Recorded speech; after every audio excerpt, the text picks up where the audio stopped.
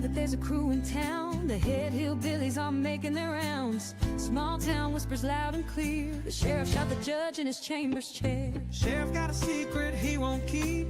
Judge shot dead in his disbelief.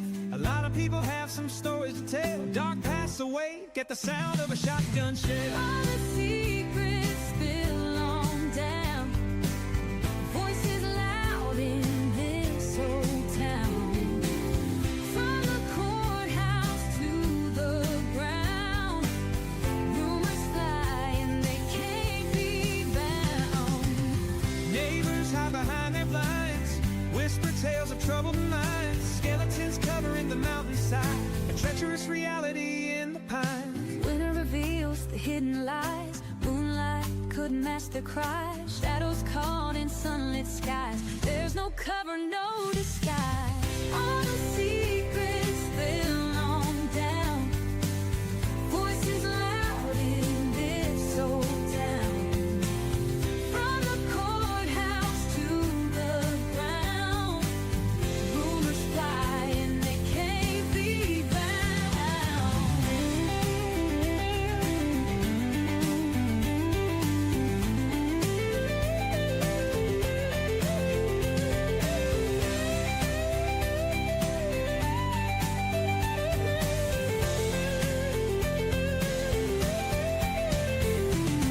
Winter reveals the hidden lie.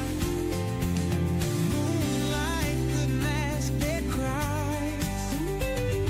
Shadows caught in sunlit skies. There's no cover, no disguise. All the secrets spill on down. Voices loud in this old town.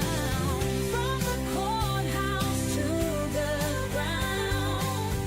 Rumors fly and they can't be bound.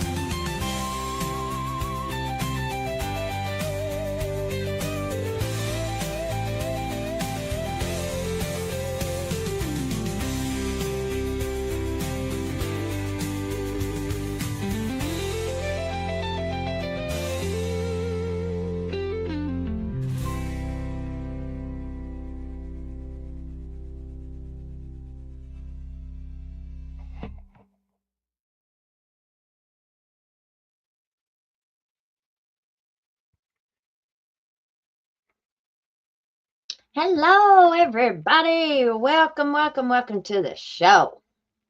How are you this evening? If you've not been here before, we're sure glad you're here now.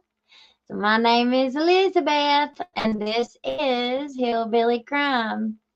Sweet Tater is supposed to be with us this evening, but she hasn't got on yet, so hopefully she'll jump on whenever she's ready. How is everybody? Ah, don't start. Hey, you know how dogs are, y'all. Miss Taya, she said this one's gonna be good, but I have to go to a wake, so she'll be a little bit late catching us. Hopefully she'll be on before we're over. I've had a whole bunch of people send me stuff about the preacher man today. So the preacher man took a new job. Has everybody seen it? Well, let's take a look at it, shall we? Give me a second. Let me get this pulled up here.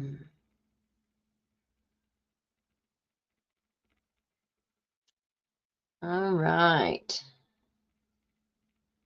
So,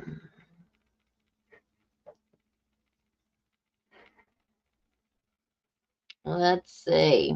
Has everybody seen this yet? Okay, it says exciting news from Beacons of Hope. We are beyond excited to welcome our newest team member, who will be out in the community helping us heal our people and strengthen our communities. please join us in giving a big welcome to Michael Clark, our new Director of Outreach Services.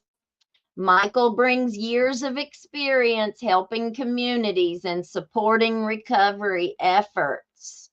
Just don't let him near no young female clients. Might not turn out the way that you think it will.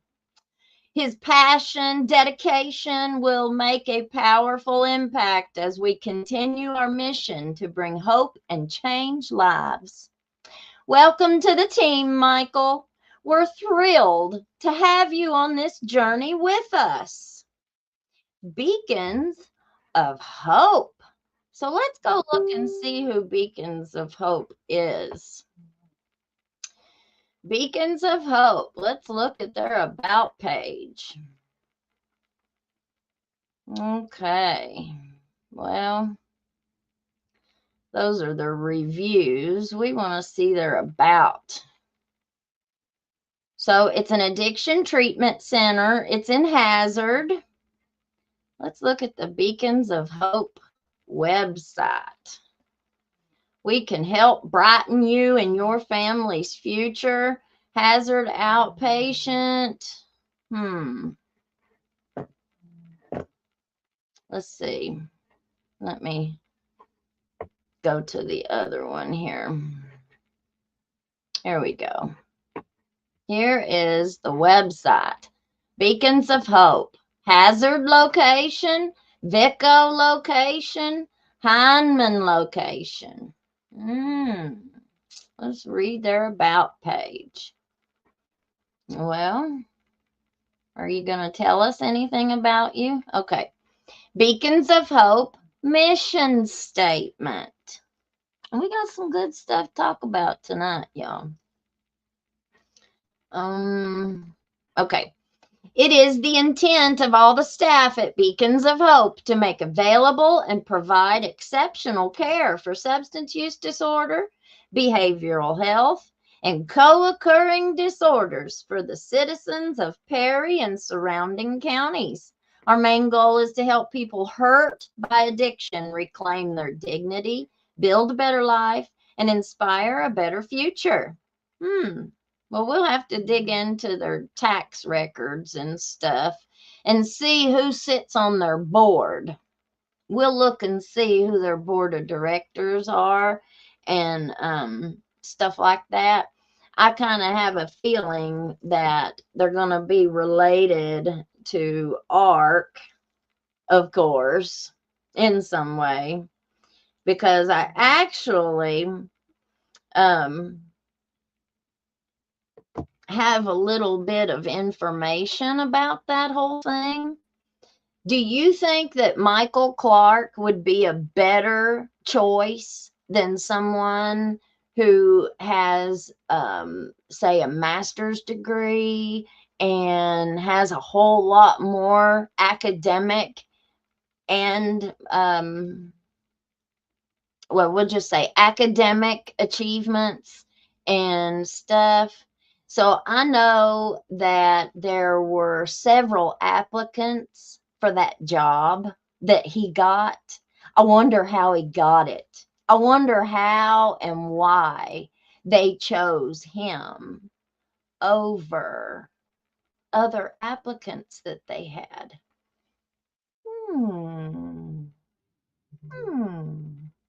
Very interesting, isn't it?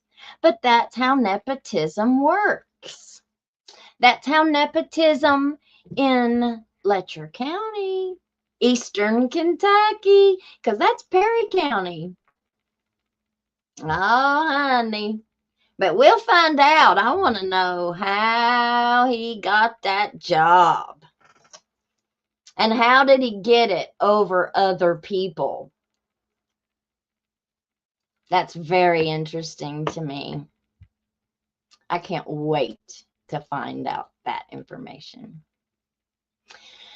Okay, now I put a ton of links in the description of this video. Now, one of the links is a lot of the people who watch this show are older like me. I'm almost 50. So, and I know who Ray Stevens is. My dad was a very big Ray Stevens fan. How many of you all have ever heard Ray Stevens? Right? Have you ever heard this song? I'm not gonna play it because it will copyright my video. So we're not gonna do that. But I did put a link to this video in the description. So if you would like to go click on that link and go listen to the song, Would Jesus Wear a Rolex? I have had it in my head all day. I cannot quit playing the song. It's killing me right now not being able to play it while we're on here. I want to play this song. Would Jesus wear a Rolex on his television show? I don't think he would. But what did we see? What did we see? Well, some people like to wear Rolexes and preach Jesus. Oh, yeah, they do. Let's look at this. Let's look at this.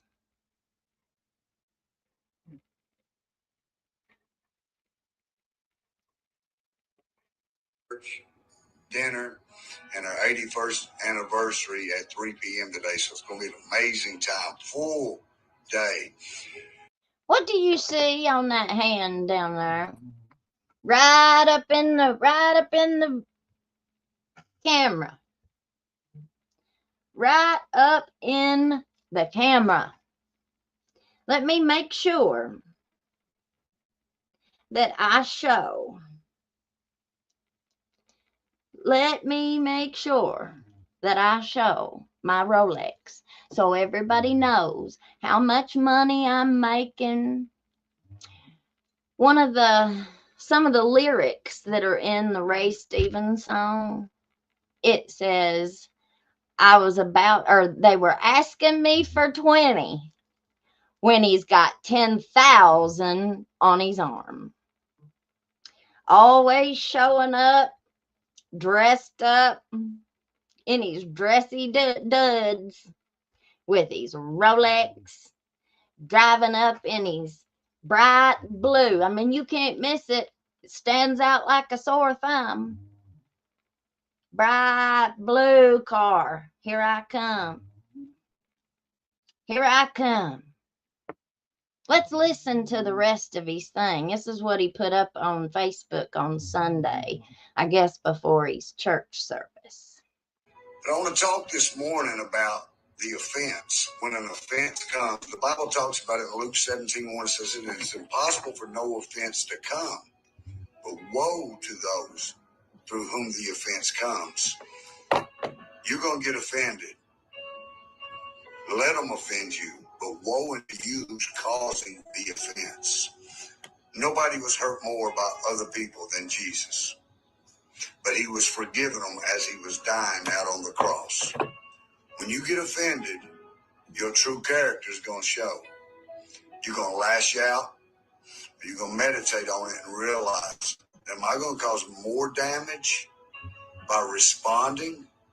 Am I going to make the situation or the circumstances worse?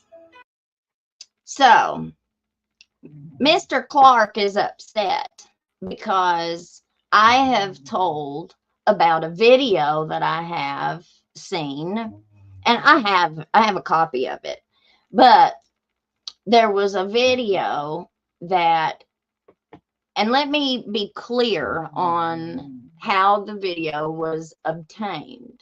So it wasn't me. He didn't send me nothing wagging an appendage to me. Oh, no. No, he sent a video or had whatever. He was having this conversation with one of the girls in recovery.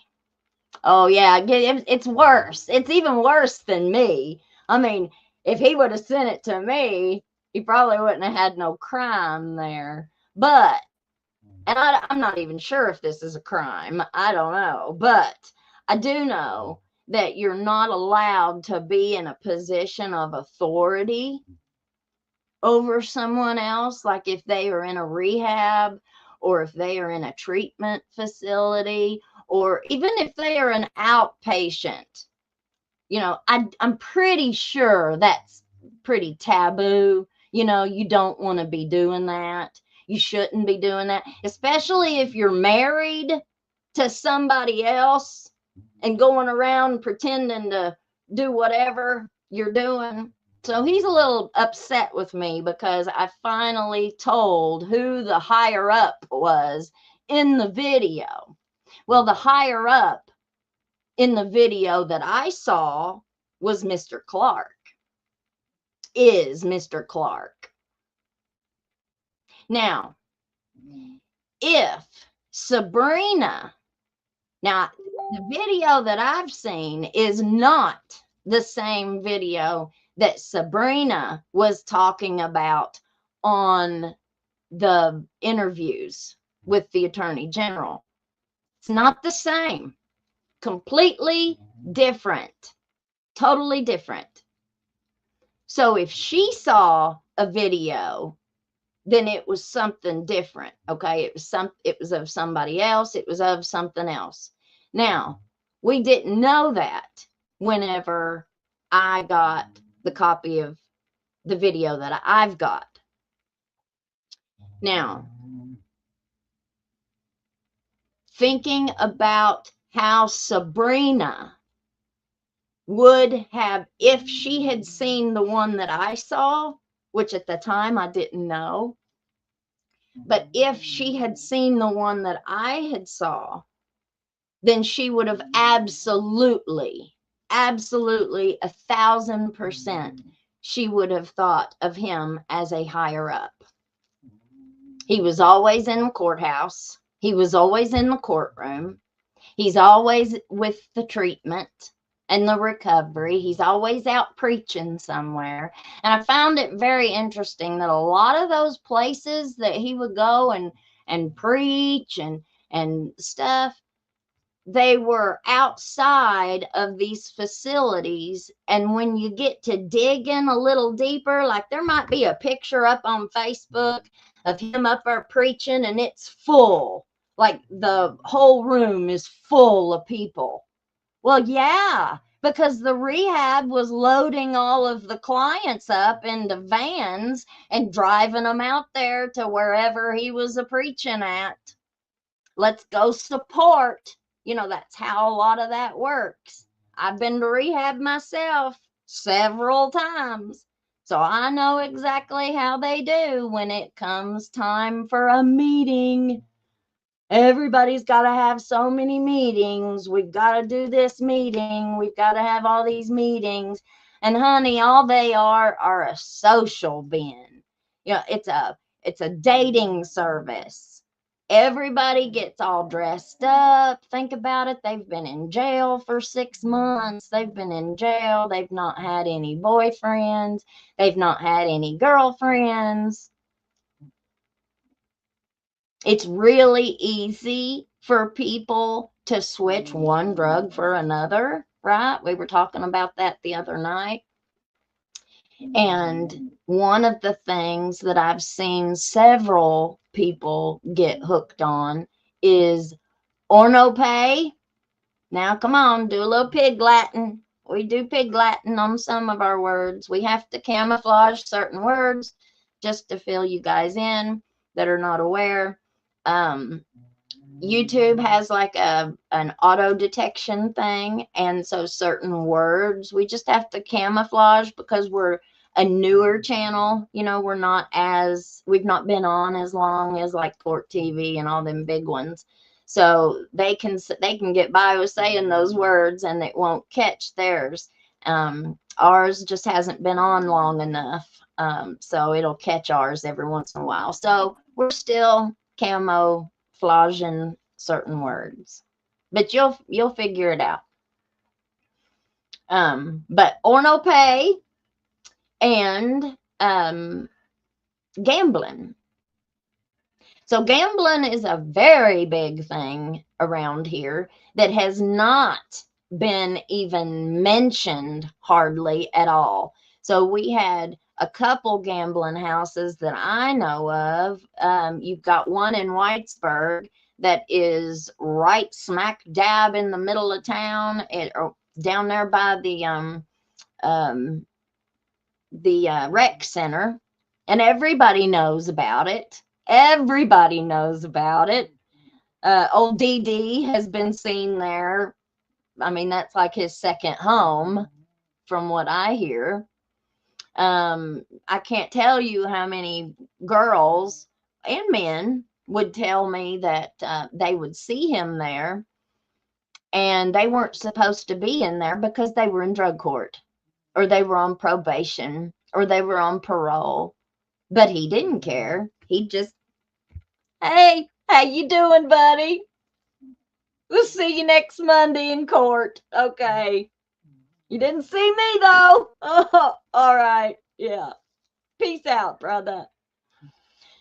Oh, yeah. And then they've got one over in across the mountain. They've got another gambling place. And from what I understand, it's the same people that own it. And they're all well known. They're known by our judge executive. They're known by our fiscal court. They're all known about. Well, why not make it legal? Why not legalize it? Like, all they have to do is like do certain things, and they'd be legal in a heartbeat. Why not do that if they haven't done it already? I don't know.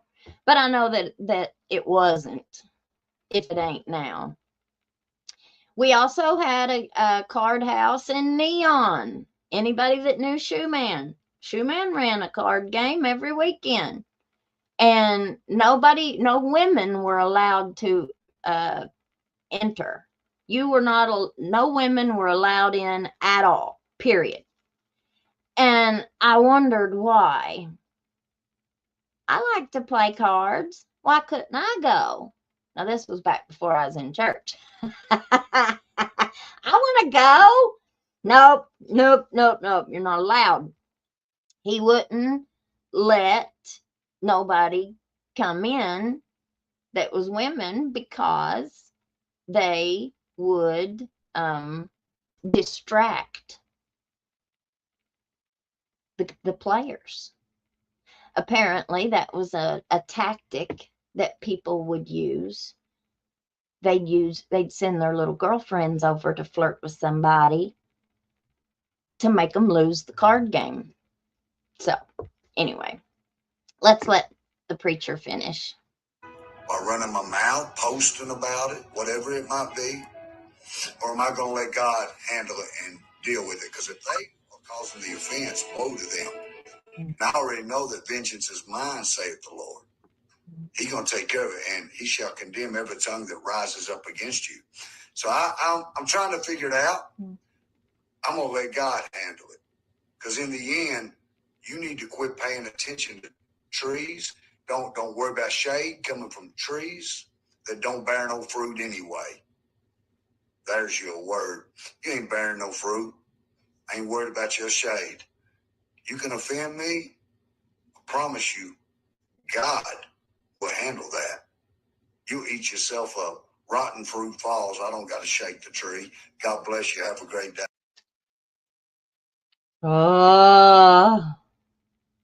Rotten fruit will fall. Yes, it will. Okay.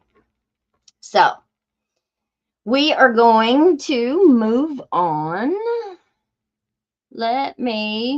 We're going to talk about some of these private parties. So, allegedly, there has been a cabin. There have been several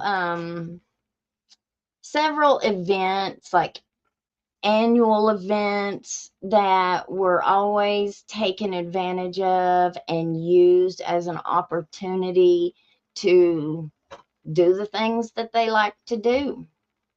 And one of the things that they like to do is switch out and trade partners. And from what I've gathered, I don't think any of the men were really, other than, now I've heard about Judge Mullins. Judge Mullins allegedly had a rug problem or used substances for a long time. There have been lots of girls who have said they have used with him, partying and having smex. There have been lots of girls who've talked about that kind of stuff. Okay. I've also found a few people who admit to giving him stuff. I found long time ago, it wasn't any time recently, like I've said this many times, a lot of the things that we're talking about goes back 30 years. It goes back 20 years. Most of these men are old now. So this has been going on for a long time. I don't think that they even have those kinds of private parties anymore. But I do think that it is still going on. And I think the addiction part of it is what is really the big issue. This is an addiction. You know, smacks, people that are addicted to smacks, it's an addiction, right? You got to think about it. Think about all these people that are addicted to Orno-Pay, okay? They can't stop themselves, right? Like, it's just, so with all of this stuff that's been going on with the judge getting shot, with Mickey, you know, with all of this stuff coming out, wouldn't you think that they would lay low and not be doing anything like this now? Within the last year, ever since the judge got pew-pewed, wouldn't you think that they would not be hitting on young girls right now, trying to get them to go up to the cabin? Well, I would think that they wouldn't be. I mean, that just blows my mind that anyone would be doing that right now. But I got something I'm going to read to you. Somebody sent me this morning, and it just blows me away.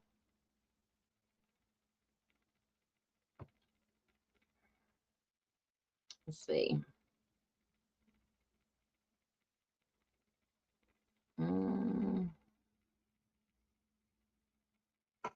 Let me pull up one of these other ones and I'll find it. Wow. I'm doing that.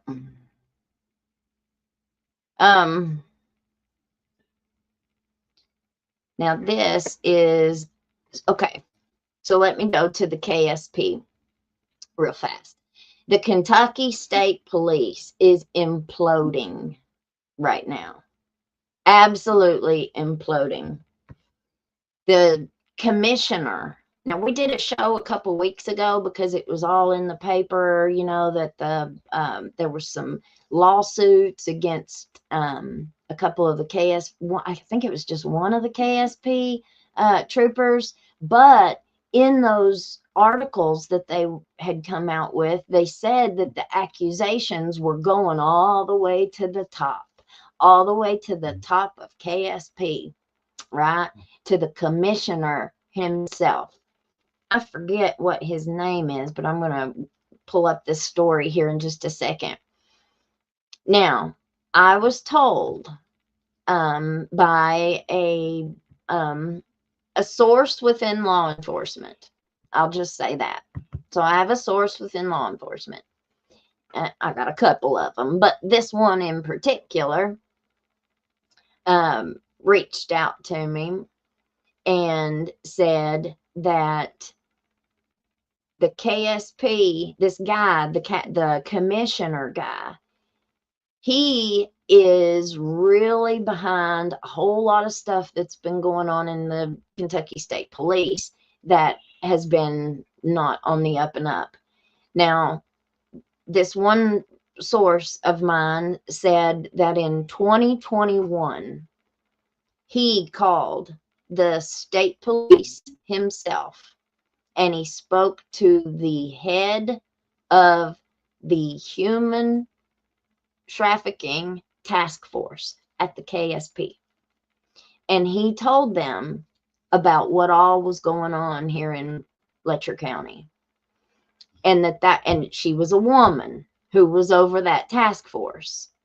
And she said, yeah, we've already been told. We've already got a tip has come in about this already.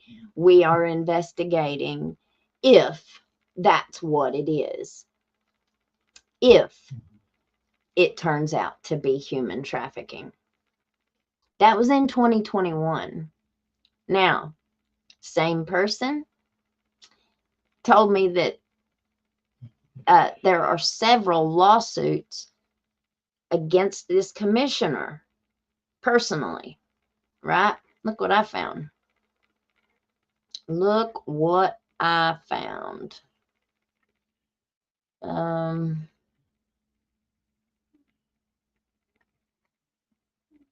it is.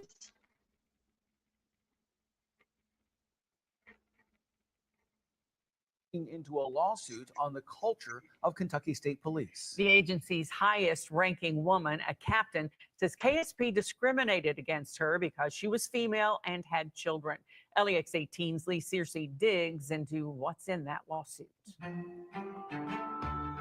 Captain Jennifer Sandlin is a Kentucky State Police post commander in Hazard. In this sex discrimination lawsuit, she claims she was passed over for promotions that were ultimately given to male officers, positions she says she was qualified for, including roles at the rank of major, leading KSP's forensic laboratory branch and operational support troop. She alleges KSP brass discriminated against her because she's a woman and had children.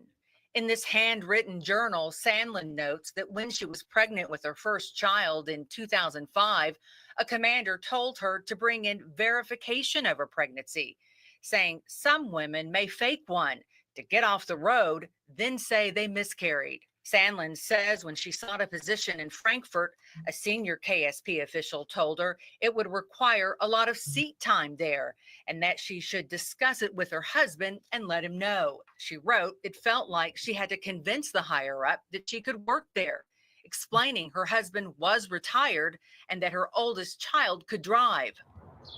Yesterday, KSP's culture was brought into a question during an unrelated federal sentencing in which a prosecutor said the agency was, quote, an old boys club. In court-filed responses in Sandlin's lawsuit, the agency said there were other, more qualified candidates and added Sandlin declined 2 offers, stating she wanted to stay close to home and didn't want to move her family. When we asked KSP about the suit, they said the agency does not discriminate based on gender, age, race, sex, or religion, and follows the promotion guidelines set by the agency's policies and procedures. Lee Searcy, LEX 18 News. Sandlin's attorney disputes the claim that KSP offered her some of the promotions in question and that she turned it down because she didn't want to leave her family. Now that shows you just a little bit about what is happening in the Kentucky State Police. So several days ago, you remember the detective, Stamper, Detective Stamper? He was the lead detective in this case, in Mickey's case, shooting the judge. And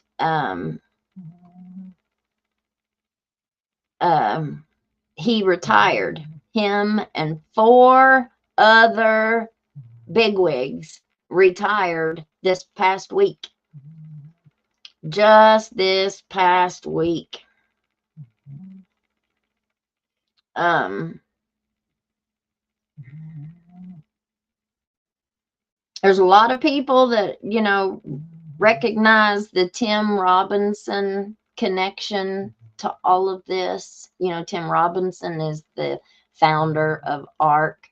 You know, this is all, like I said, you've got to go back 30 years on a lot of this stuff. So we have 2 judges here in Letcher County. You had Judge Mullins in the district courtroom, and you had Jimmy Kraft in the circuit courtroom. So that's upstairs. That's where the felonies are. Kevin Mullins was the misdemeanors downstairs.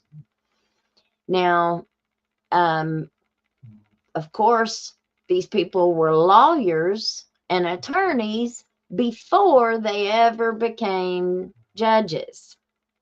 Jimmy Kraft's dad was also an attorney, James Wiley Kraft. Now, James Wiley, good middle name for him. He was Little Wiley. He liked the ladies. He liked the ladies from, geez, let's see. My ex-husband played a guitar, and he had a band. And James Wiley Kraft helped him put that band together when he was 13 years old, maybe even 12. They were the band that played down in Whitesburg when the cast for Coal Miner's Daughter was, when that movie was being filmed. There was some of it that was filmed here, and they were all down in Whitesburg. And so this little band that my ex-husband had, they played for them whenever they weren't filming. And he did a lot of gigs as a child. He said that he was really good friends with his mom, who was a single mom, and he would come up there and sweet talk his mommy into letting him go with him. And he said as soon as they would get out and get in the car, James Wiley would hand him a bottle of liquor and say, "Don't tell your mom." And he was 12, 13 years old. And he played in the bars, you know, where he wasn't supposed to be, but he played in the bars. And so they were in the bars way back before his political career ever even started. And that's where he kind of picked up his political career and the campaign, and they learned how to campaign. You got to remember, think about where we live, you know, and especially back then, they didn't have any highways and byways, you know, where it might take us 30 minutes to get from Jenkins to Pikeville. Now, back 50 years ago, it took a lot longer than that. You had back roads that were just like this. And so it was a little bit more separated back in those days before they put all the new roads in. And so James Wiley, after he did his defense attorney work, after he was the prosecutor in Whitesburg, he went on to have this long legal career, he runs for mayor of Whitesburg, and he becomes mayor. I don't know how far back the cabin goes. If anybody else knows, speak up, let us know.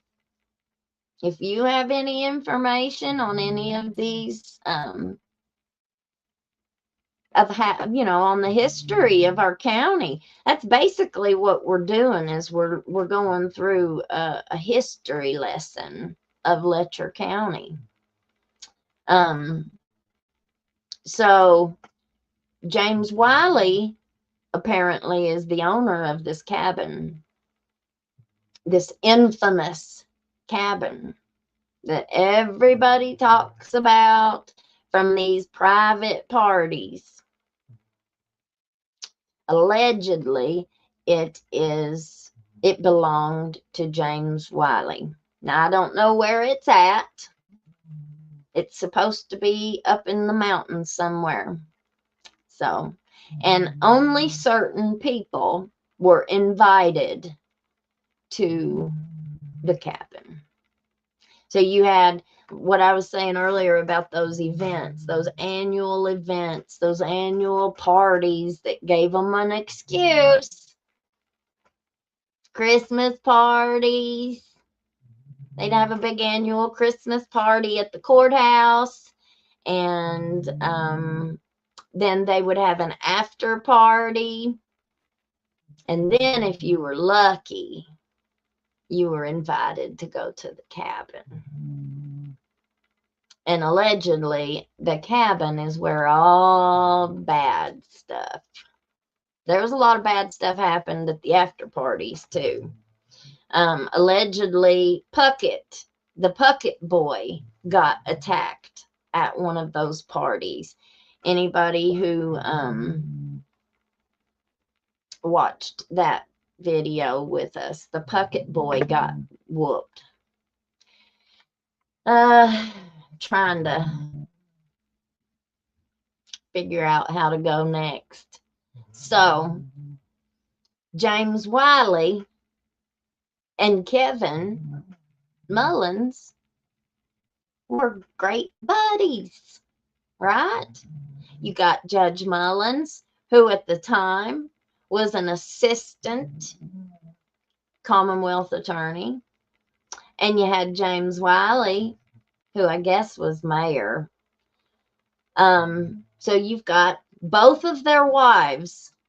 So the new wife of James Wiley Craft,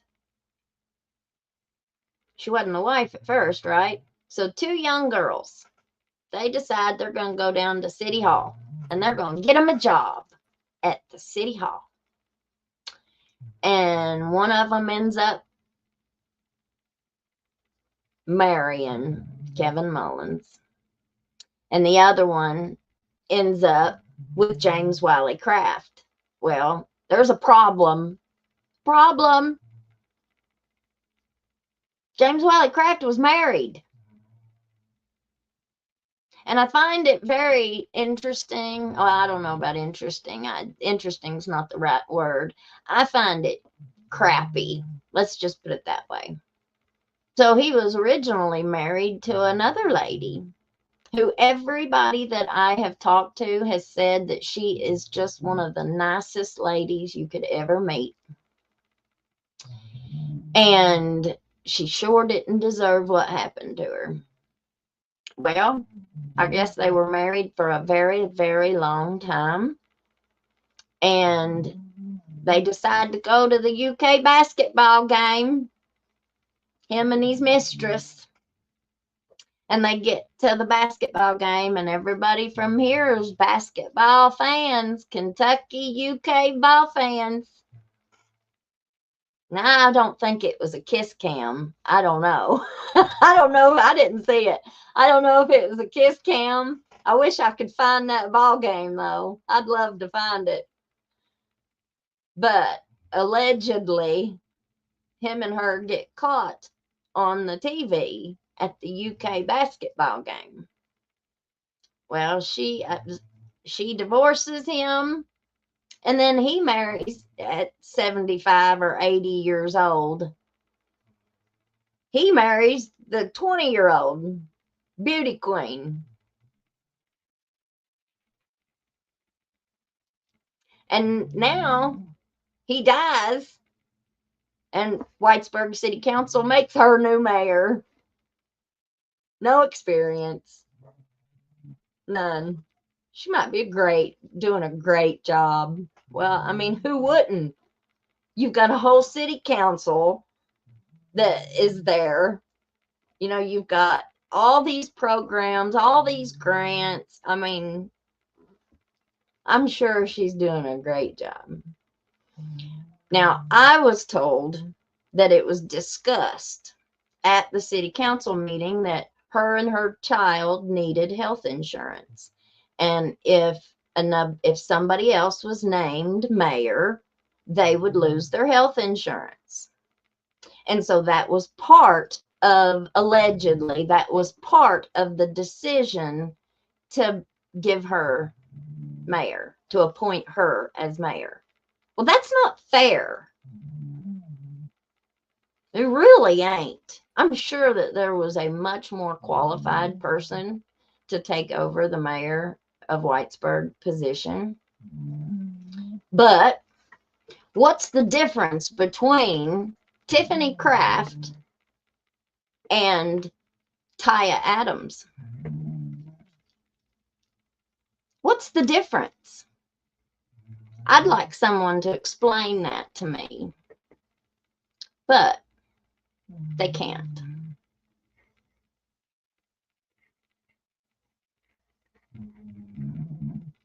Tiffany Kraft. How Tiffany Kraft made the role of Whitesburg, Kentucky mayor her very own. This was published August 23rd, 2022. And there she is. And there's James Wiley Kraft.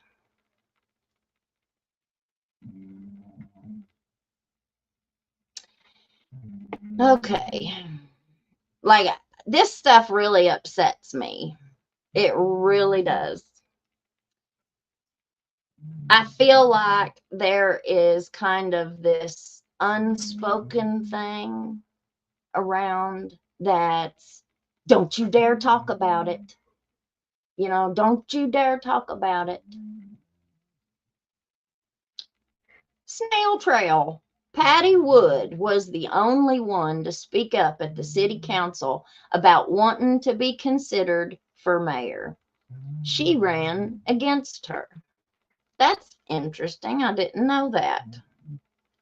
So Patty Wood is the wife of former or late, I guess, Judge Wood, who used to be the judge before Kevin Mullins. He's also the one that Mickey gave most of his fatherly appreciation to, because Mickey didn't have a dad. So in one of his things, I don't even remember where it was at, he had credited Judge Wood with, you know, just guiding him and being his mentor and showing him the ropes and stuff like that. Let's get back over here. It was unanimous. Tiffany Kraft would be the new mayor of Whitesburg, Kentucky. And that's also something you said, that Patty was the only one that stepped in wanting to be considered. That right there should tell you, if anybody else had enough nerve to step in there and say, well, I want to be considered. Oh, they probably raked Patty over the coals. How dare you come in here and want that job? How dare you? I can hear it now. They probably didn't say that, but I'm sure they were thinking it. this is this is James Wiley's job. Like there's so many people who feel an entitlement to these positions. They're above the law. Like, Judge Mullins, the kinds of things that he was taking liberties doing, the kinds of things that James Wiley was doing right out in the open. And what do you think about these wives? You think these wives didn't know what their husbands were doing? A lot of these wives attended these parties with them. Oh yeah. Old DD was okay, so 1,000 different people have given me his quote.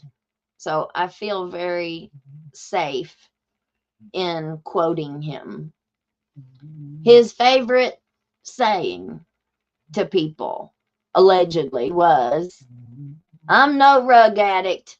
I'm just a hardcore pervert pay." Yeah, you are. Yes, you are. And most of your friends are too. Yeah. Yeah, you are pervert pay. Yeah. And they bragged about it. And they've bragged about it for decades.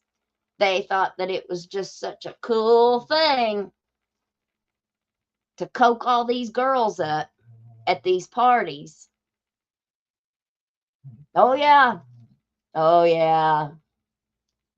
They allegedly had this big bowl that was in the bathroom. It had any kind of medication you could think of in it. Bowls, big old bowls full of snow cane that these girls could just do whatever they wanted with it. And the men, most of the men just drank.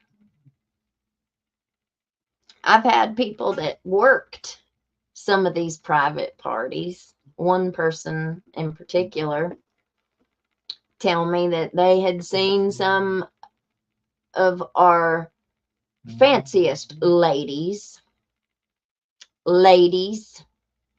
in this county so drunk they couldn't walk, butt naked at these parties. Hi, sweet tater. How you doing, mommy? Look at your hair. It looks great. Well, I been out of working a lot. Got me a rose. Got you a what? A rose. Somebody gave me a rose, and I dug it up and brought it home. Oh, a rose bush. Mm-hmm. Gotcha. So anybody that has not been here before, this is my little mommy, Sweet Tater. She's a little bit late, but better late than never. That's because she's a mighty busy woman. You are a mighty, mighty busy woman. Well, so I recently, okay, a lot of people are coming out announcing their campaigns for this next election. If you watched our video last week that we covered the fiscal court meeting and the former Kentucky State Trooper, it's Randall Adams's son. I'm blanking on his first name. But he's a former state trooper, and he's got a construction company, and he put in for a bid down here in Letcher County for emergency culverts to do the culvert job. And he won the bid, and Terry Adams took it from him and give it to, well, him and the ER assist lady, and they gave it to their buddies who are doing other jobs. So we're dealing with a whole lot of financial stuff too. with all of this corruption that we're talking about. Now, I was reading this article, Mommy. Let me get back over here to it. Okay, so it was unanimous. Tiffany Kraft would be the new mayor of Whitesburg, Kentucky, after her husband, Mayor James Wiley Kraft, died a little over a year ago. The city council's decision to have Mrs. Kraft serve the remaining 16 months of her husband's term made her the first female mayor in the city's 180-year history. I mean, why not start with a beauty queen with no experience? All right. And the person chiefly responsible for helping her community rebound from the deadly flooding that devastated parts of eastern Kentucky. So she was the person chiefly responsible for helping her community rebound. Okay. James was mayor of Whitesburg for 15 of the greatest years the town had ever experienced, Kraft said in an email interview. The idea that she would succeed him, if only briefly, wasn't in her plans, she said. I just imagined my husband fulfilling his duties, and when he was finished, he would ride off into the sunset, so to speak, and do something else with our lives, Kraft said. Well, he was 85, or however old he was. Sheesh. But to actually have the title, to be sitting in this seat, something no other female has ever done, will forever be one of the greatest honors of my life. Now, since he has died, everything in Whitesburg has James Wiley Kraft's name on it now. And a lot of people don't like that. But who are you going to complain to? Kraft, the 35-year-old mayor, graduated from Pikeville College, now known as the University of Pikeville, in May 2010 with a bachelor's degree in communications, and married James almost 3 months later. The following spring, she gave birth to their only child, Sammy Kraft. So let me do the math here. So she's 35 now. She graduated in May of 2010 and married him 3 months later. So they got married in 2010. This was 2022. Mom, help me do the math. How old was she when they got married? Oh, I don't know. How old is she now? 35. And how long they been married? And that was in 22. So this is 25. So she would be 37 now. So she's 37 now, and they got married in 2010. Okay, so what's we have to take 2025 from 2010. Is that 15?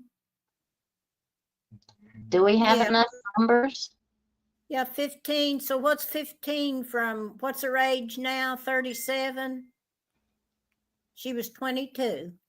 22. Okay, well, that's how old I heard Kevin's wife was whenever they got married, was 22. And I heard that they were really good friends and got that job together out of school. So that kind of fits. That kind of fits. Okay. So my role until I became mayor was wife and mother, meaning she didn't have much experience, Kraft said, adding that she was happy to be her husband's support system. That role became more demanding in fall 2020 when James Kraft was diagnosed with cancer, requiring 32 radiation treatments, 4 immunotherapy treatments, and various other procedures over 9 months. Never once did I leave his side, she said.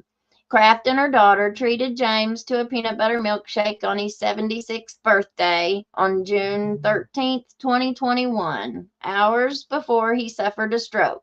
16 days later, James died at the University of Kentucky. So he wasn't 85, he was 76. He was I went, younger than me. he was younger than you. He didn't look it though. He looked older than you do. Well, he after he got sick, he just got real puny looking. Yeah, most of us do. I Yeah. know. Listen, All we're that all radi- human beings. We are all all that human, radiation and stuff. but we're all human beings. There ain't none of us better than anybody else. I don't care what your last name is. I don't care what profession you had. I don't care how much money you've got. You know, one person shouldn't be sacrificed to a life of a jail cell. You know, somebody like Taya Adams, you know, first time she ever has her a sexual encounter with Judge Mullins, she was allegedly 16 years old. There are a lot, and that is my point. I'm not trying to be a downer on Tiffany Craft, but it's a pattern of old men liking and going after young, pretty girls. And what's the difference? Like, what makes one able to be a wife and the other one, they throw money in her face? What's the difference? Well, I can tell Well, it you. depends on the family you came from. Well, but we're talking about a lot of old perverts down in Whitesburg. We're not talking about family morals. Well, but they can marry the ones that come from. They can marry the nice girls from the good families. But these other girls have got histories. Even when they're barely legal. Like, Well, it they doesn't really still have matter. histories. It And they doesn't don't really have any matter. family support. Yeah, a lot of them don't have family support. No, you're right. Judge Mullins's wife, her family was real big into politics. They did the voting, you know, booth. They did the voting in their area and were big into the campaigning and stuff. So, you've got um you've got girls like Taya's the only one that has come out. You know, that you've got others who are wanting to come out. They really are, but they're afraid. It's not so much that they're afraid of what will happen to them, but everybody's families are related. Like one person that wants to come out and tell her story, her son is married to a family member of somebody, and she's terrified, and they have said, please don't tell your story, even though, you know, they know that she's been desperate to tell her story for somebody to listen. And now that we finally got people to listen, she wants to tell it, but her family's saying, please don't. We don't want cousin Tommy to know that he's daddy's an R word. We don't want, you know, but that's what we're dealing with. But in the meantime, because little Tommy can't emotionally handle, you know, what may come out about his grandpa or his uncle or dad, you're going to, well, not you, but what that's going to do is just allow these men to keep R-wording these women, because it's not going to stop. It's not going to stop. I was still trying to find this. Here it is. Okay. So I get this message today from this little young girl. She's a young girl. I went and looked at her profile. I went and checked her out. She's a young, pretty girl. And she says, I know that you don't know me. And I'm sorry, but if this seems odd, but I just now found your YouTube and started watching your videos. I just wanted to say I'm so glad people like you are speaking out about everything that goes on in our county and calling everything out. Just 2 months ago in June, and she names one law enforcement officer who is a current big time law enforcement officer at that, but we won't say his name yet. But she says him and Daniel Dotson allegedly tried to get one of their ex-cop buddies to try to get me to go to Tennessee with the three of them, to have sex with them, to pay for my car payment. I didn't agree.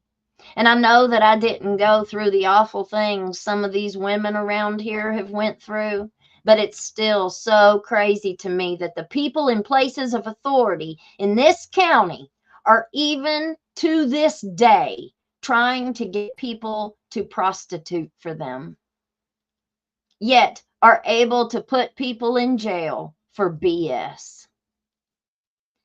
The even crazier part to me is that women who have tried to come forward aren't believed and they're shunned.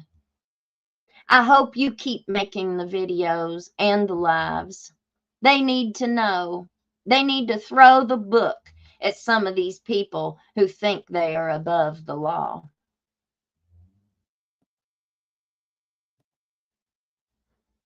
Oh, and she just told me who the third one was. Oh, buddy. Oh, buddy.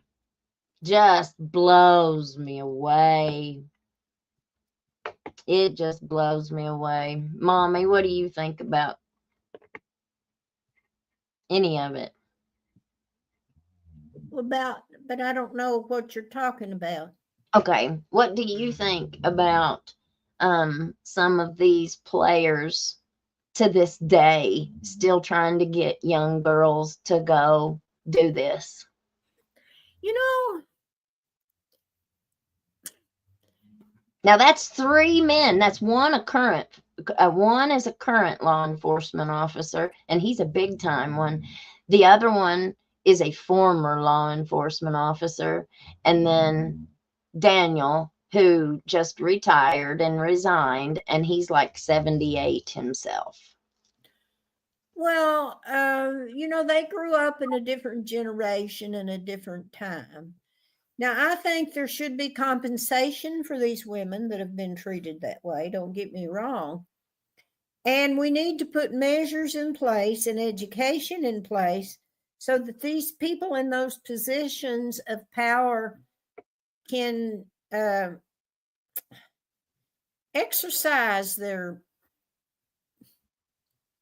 pedophilia ways. I mean, when you're talking about a girl that's 16, 17, 18, even 20, or even 18 or 19, hooking up with a 70-year-old man, that's, I guess that's okay. I mean, I don't think there's anything wrong with it, but I just don't think it makes for a healthy community. Well, it doesn't make for a healthy community, but what do you really have in common with a 20-year-old and a 70-year-old? Now, Well, you might write books together and stuff like that, but in their positions, they were housewives. They were not sharing. They could both be judges. If they were both judges and one happened to be young, I wouldn't say a word about it. But where she's going to stay home, and it's just not the way of the world anymore. Both people have to work today. Well, somebody said, well, he wasn't the only income. I went to school and got a degree. Okay, well, that's great. Did you work? Did you have to work? Have you ever known what it's like to have to work and make a paycheck to pay the rent, and Yeah. not know if you had enough You money? have to work, and you have to get up in the middle of the night with a little baby, and then have to get up the next morning and have to drop a child off at a babysitter because you can't stay home. Those are all, Yeah, it's a lot harder. A lot of people were fussing because we called we said victims, and they were like, oh, so when a woman can't be a gold digger and take advantage of an older man. Well, yeah, they sure can. Absolutely. Not and it all. happens all the time. So I Oh, don't know who's the victim. I don't know if it's the old man or the old man's children that's not going to get their rightful inheritance, there you or go. the old man's wife that put him through school, Yep. or that helped him get in the position that he's in. Well, I have a problem with everybody sticking Tiffany Kraft up on this big pedestal like she's this savior. She's just the community's nun. You might it's just how some people put her up there. And Well, I I don't think think she's a that's pretty cool. special. I I think don't she's think a that's pretty cool. special person. I always liked her. I always liked her family. And her grandpa was John. Y'all remember John? And he was a preacher man down here at this church. And she's done right by the town, I think. I'm not sure she makes the decisions. She probably takes a lot of counsel from a lot of people, but she's a pretty smart girl. Well, and that's great. I mean, that's what I said. I'm not downing her at all. She's And the probably park is doing a great absolutely, job. But how she and the got park that is, job is just not really cool. well, and that park is absolutely wonderful. And if I have to put the devil's name on the park so that all the children can have the park, I'll just name it the devil. You know what I'm saying? And so I think it's really cool that we have that park. And it Well, is that park was absolutely there before he died, though. well, but it Yes, came it is. after 2022 and the big flood. They rebuilt that park. But it didn't have nothing to do with him. Well, no, not really. Then the baseball It's field okay to across. name the park after. I mean, the town council had vote on who they was going to name it after. Well, of course. Of course. Look who's on a Whitesburg City Council. Okay. Anyway, I don't think that it hurts to just explain the way that the history happened. I think that the fact that this is a very acceptable thing in Whitesburg is a very good point. Now, as to the individuals involved, I'm sure every one of them, there was merits in all those marriages. You know what I'm saying? But it's just a trend, and it needs to be stopped. Well, I don't know. I just don't think that it doesn't give me the feel goods on the inside. Like, I don't feel warm and fuzzy No, on the inside when I see a 22-year-old girl with a 70-year-old man. It just doesn't give me the feel goods, and I'm not going to praise it and put it up there for other young girls to say, this is your role model. this is what you need to try and do. Marry a I agree with you on that. land a They need, married mayor. He was married. well, I know, and I appreciate you pointing these things out, because it's important that we recognize that these things go on in our community, and we need strong women. We need stronger women in politics. We need stronger women as mayors. We need women as mayors, and if that's the way we're going to get a woman mayor, I guess I'll just tolerate it. Well, hell, if I'd have known there wasn't, I just threw my name in the hat. You could have been mayor. I just threw my name in the hat. My God. All right. We're going to look at this other one. Speaking of Tiffany Kraft. Now, I don't know if this is Tiffany or not. Nunyan. Okay. She says, wonder if she's the representative of the NGO that purchased the land at the intended prison site. Would only give her first name. Well, let's read this. So the prison in Eastern Kentucky and Letcher County has been a huge point for years. It's off the table right now, isn't it? I don't know, but let's read this. This was January 23rd, 2025. So it's not been long ago. Indigenous group buys 63 acres in proposed prison site. Offers different vision for Eastern Kentucky land.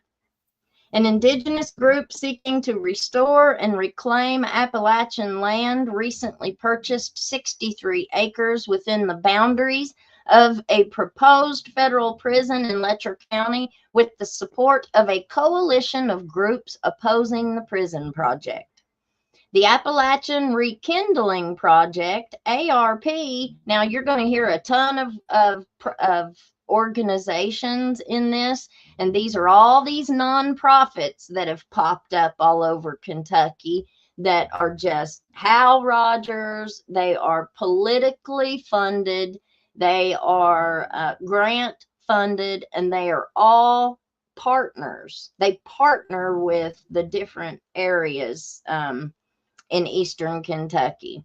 Now, I worked for a nonprofit, and I was the grant writer, and I did everything for that for hours. So I have a lot of experience with this right here, so I know what they're doing, which describes itself as an indigenous, women-led community building and land restoration group. Purchased the land to provide an alternative to the harms of incarceration by restoring the former strip mine land through indigenous land rematriation practices, according to a release. That vision for the land, according to the co-executive director of ARP, who grew up in Letcher County, had to be something that was going to invite our community to be a part of the work and have an economically thriving option. They didn't do their quotes right there. They need to edit that better. As someone from Letcher County, I know that people are desperate for job opportunities. And I felt like it was very important as we drafted our plans to be sensitive to the fact that we can't take something away without putting something in its place, said Tiffany, the co-executive director of ARP, in an interview. She asked only to use her first name for personal reasons. So I don't know what that means, but it really makes a lot of people wonder who you are. ARP received financial support for the purchase through a coalition of local and national activists called Building Community, Not Prisons, who opposed the construction of a prison in Letcher County. The Institute to End Mass Incarceration, a national legal program, a part of the coalition, helped facilitate the land purchase. The prospect of a federal prison in Letcher County has long been a goal of Republican U.S. Hal Rogers and some local officials who see a prison as an economic boon for the county that's lost thousands of coal mining jobs. The prospect of a prison has also long faced debate and pushback from local and national activists who question the premise of the proposed prison's economic benefits. Analysts with the progressive think tank Kentucky Center for Economic Policy have pushed back on those economic development arguments, pointing to other eastern Kentucky counties with prisons that have seen economic and population declines. People have also, people who have worked at those prisons, like the one in Manchester, one guy put out a big article in the Speak Your Piece about how drugs were just, it was worse in their area. Manchester was already bad anyway. Once they got their prison in there, the prison guard was saying they had, it just really changed their community. Baby. And it didn't change their community for the good. It changed their community for the bad. You've got people who come in for visits, so you're bringing in criminal people to the area. I know that people want to say, oh, well, it's going to bring tourism and it's going to bring this. Well, I don't know what kind of tourism it's going to bring for a prison. You know, I don't know. I mean, who's going to spend thousands of dollars to go someplace and look at a prison? Well, and it's going to be people's it ain't going to take the place of a beach. No. And when they get out, a lot of people end up staying around where they were in prison at. So you end up having people come into your community that aren't necessarily the best for your community, if you get my drift. Okay. Rogers said he's requesting a federal report on the impact of the land purchase on the project, and that he looked forward to working with the Trump administration on the proposed prison. He said the land purchase won't stop the construction of another federal prison, whether built in the planned location of Roxana or elsewhere. Rogers, in his 23rd term in the U.S. House, is on the powerful House Appropriations Committee and leads a subcommittee overseeing funding for the U.S. Department of Justice, which includes funding for federal prisons. And I'm not going to read all of that. I put the link in the description of this video, of course. So if you want to go see it and read it, you can read it yourself. I also wanted to talk about Brian Fields. So Brian Fields is running for jailer, and he is no relation to Ben Fields. Zero. Big goose egg. He's not related to Ben Fields. Brian Fields was a professor. He still is, ain't he, Mom? Yeah. Of course I know. I don't know that he retired. So Brian has worked at Southeast Community College for how long? 10, 15 years. Okay. So Brian has been at Southeast, our local community college in Whitesburg, which is just right around the corner from the courthouse. Like it's not far at all, is it, Mom? Just right around the corner. I mean, the whole town's not very big. Yeah. Well, Brian was my professor. He was my first professor for my associate's degree. And he's been up there a long time. I have never, not the first time, have I ever saw Brian Fields down in Whitesburg trying to be one of the good old boys, sitting at the good old boy table. I've never seen it. And if he wanted to be part of the cool kids, he could have absolutely done that, but he didn't. And I've never seen him do that. So anyway, He's running for jailer, and I think he'll be a really good jailer. I don't think that anybody else that'll run would have anywhere near the education, anywhere near the morals and the character as Brian Fields. He's been attacked really bad. So Brian Sloan is the current jailer, and he's the brother of Bert Sloan, who retired right before Mickey shot Kevin. And he ended up winning jailer in 2018 at the same time that Mickey won for sheriff. So Bert was in there the whole time. You had Bert Sloan's the one that was jailer when Ben Fields served his sentence, his 6-month sentence. Bert Sloan takes full responsibility for making him a trustee and giving him so much freedom in the jail. But so when he retired, I guess they made his brother Brian, who worked for him, jailer. So now Brian Sloan is jailer, and he's running for jailer in the next election.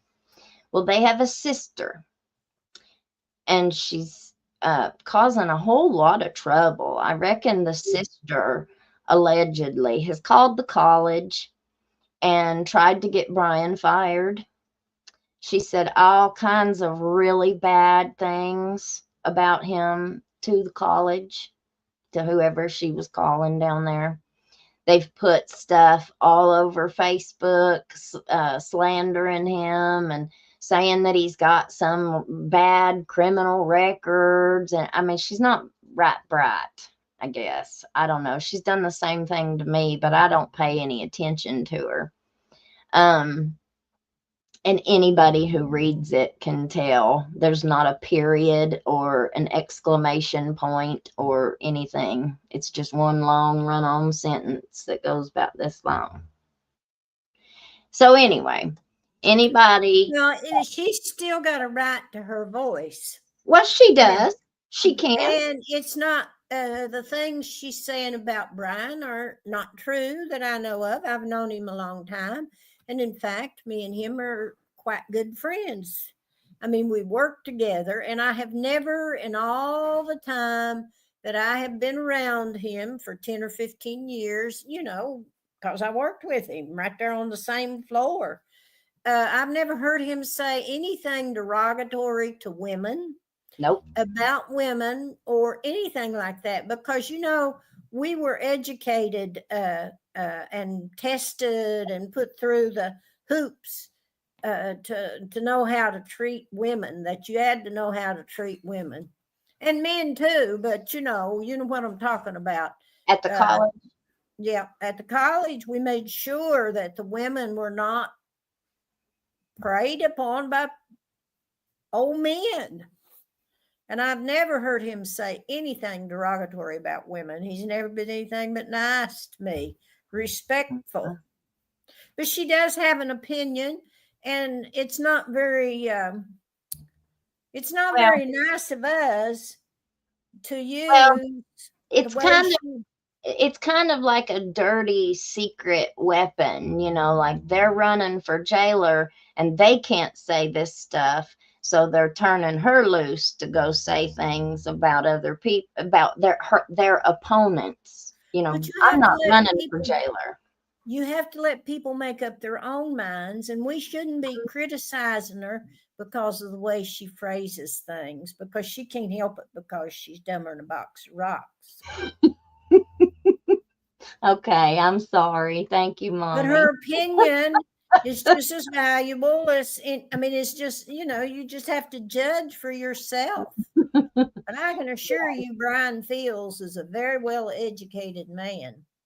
Well, Brian never said anything against the Sloans that are running. He never said anything about his opponent. No, but he didn't do that. No, he did not. I read everything he posts, and he just said that some of that stuff wasn't true. I Yeah. didn't think it was true. I remember when he started to school down at Southeast. You know, he came there and went to school, and he took my hiking class. We'd go out there and swing on them grapevines. Lord, we could have killed ourselves. I wouldn't do it now for nothing. He was wonderful. He was so helpful, and he didn't need to be. Yeah. And you know, he worked for the sheriff at one time, I think. Yeah, he has a lot of experience, and I think that he would treat the inmates of the jail right. You know, he would treat them like they were He would human treat them beings. nice.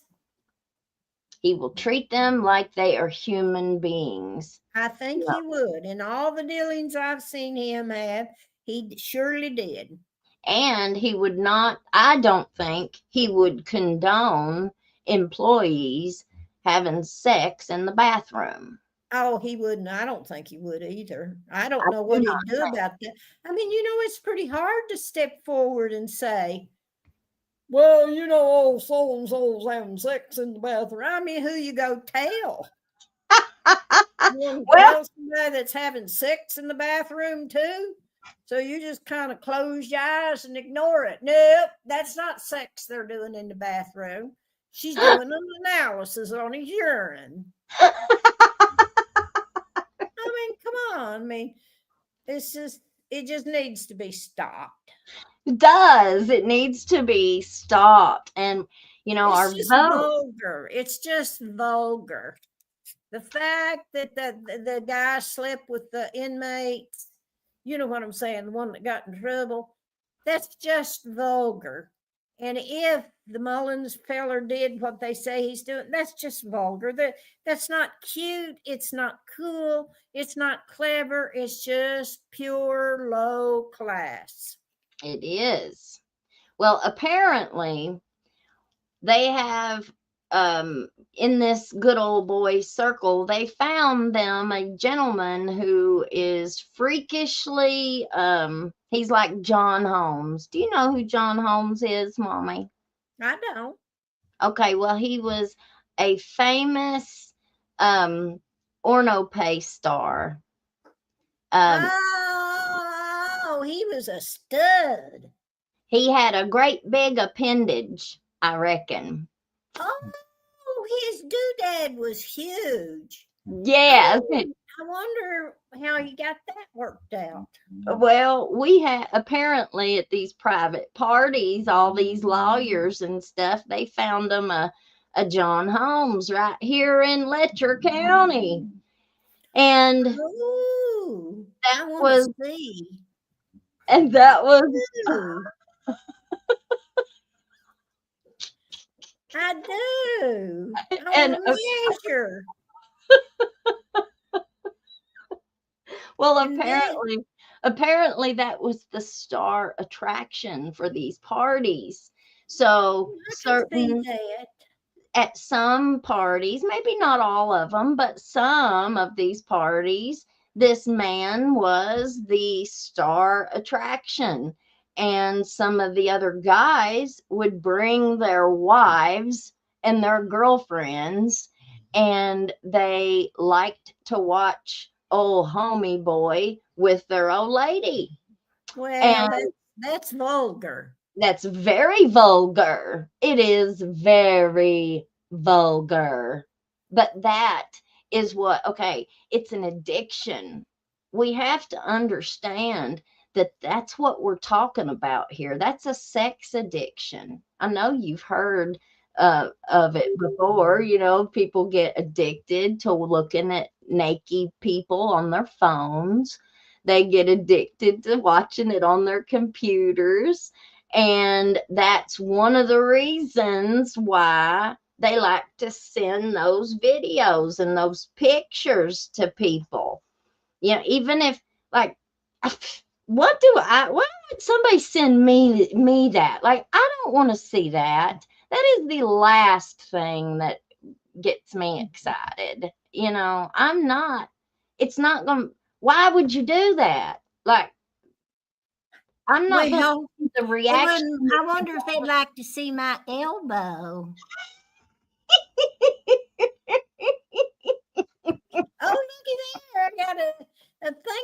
not be putting my elbow up there shaking it. It's got a little bit of muscle hanging down. They call that a chicken wang, Mommy. My chicken's wings are flapping. My chicken wang. Oh, these old men, you know, come on. It's waving at you. It's waving at you. Yeah, my chicken wings are waving at everybody. See, there's the other elbow. But now, see, I'm not going to let you see my wing. You got to pay to see my wing.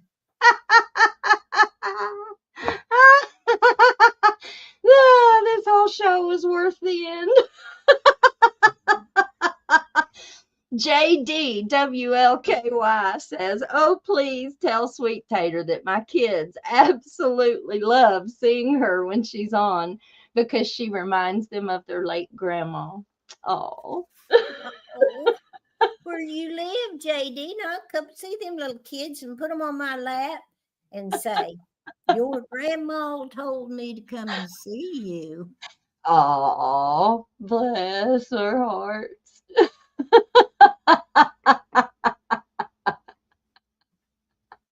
Oh, I tell you. Okay, so Kids like me.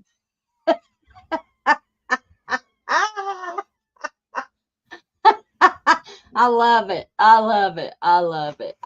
Hey, I'd like to have been a fly on the wall. One guy said that he walked in, and he said he walked in, and there sat a whole line of these dudes sitting at the bar on their bar stools, butt naked, and said all their old ladies was in the room with old John Holmes. They were all sitting there at the bar drinking their drinks. I mean, you know, I don't see how that's not sex trafficking. But then again, I guess they're just all having a butt naked party. I don't know. I guess that's fine. Well, if you're the prettiest woman in town, you can go get you a mayor for a husband or a prosecutor. But if, you know, you got the biggest whatever in town, I don't see that there's any difference to you.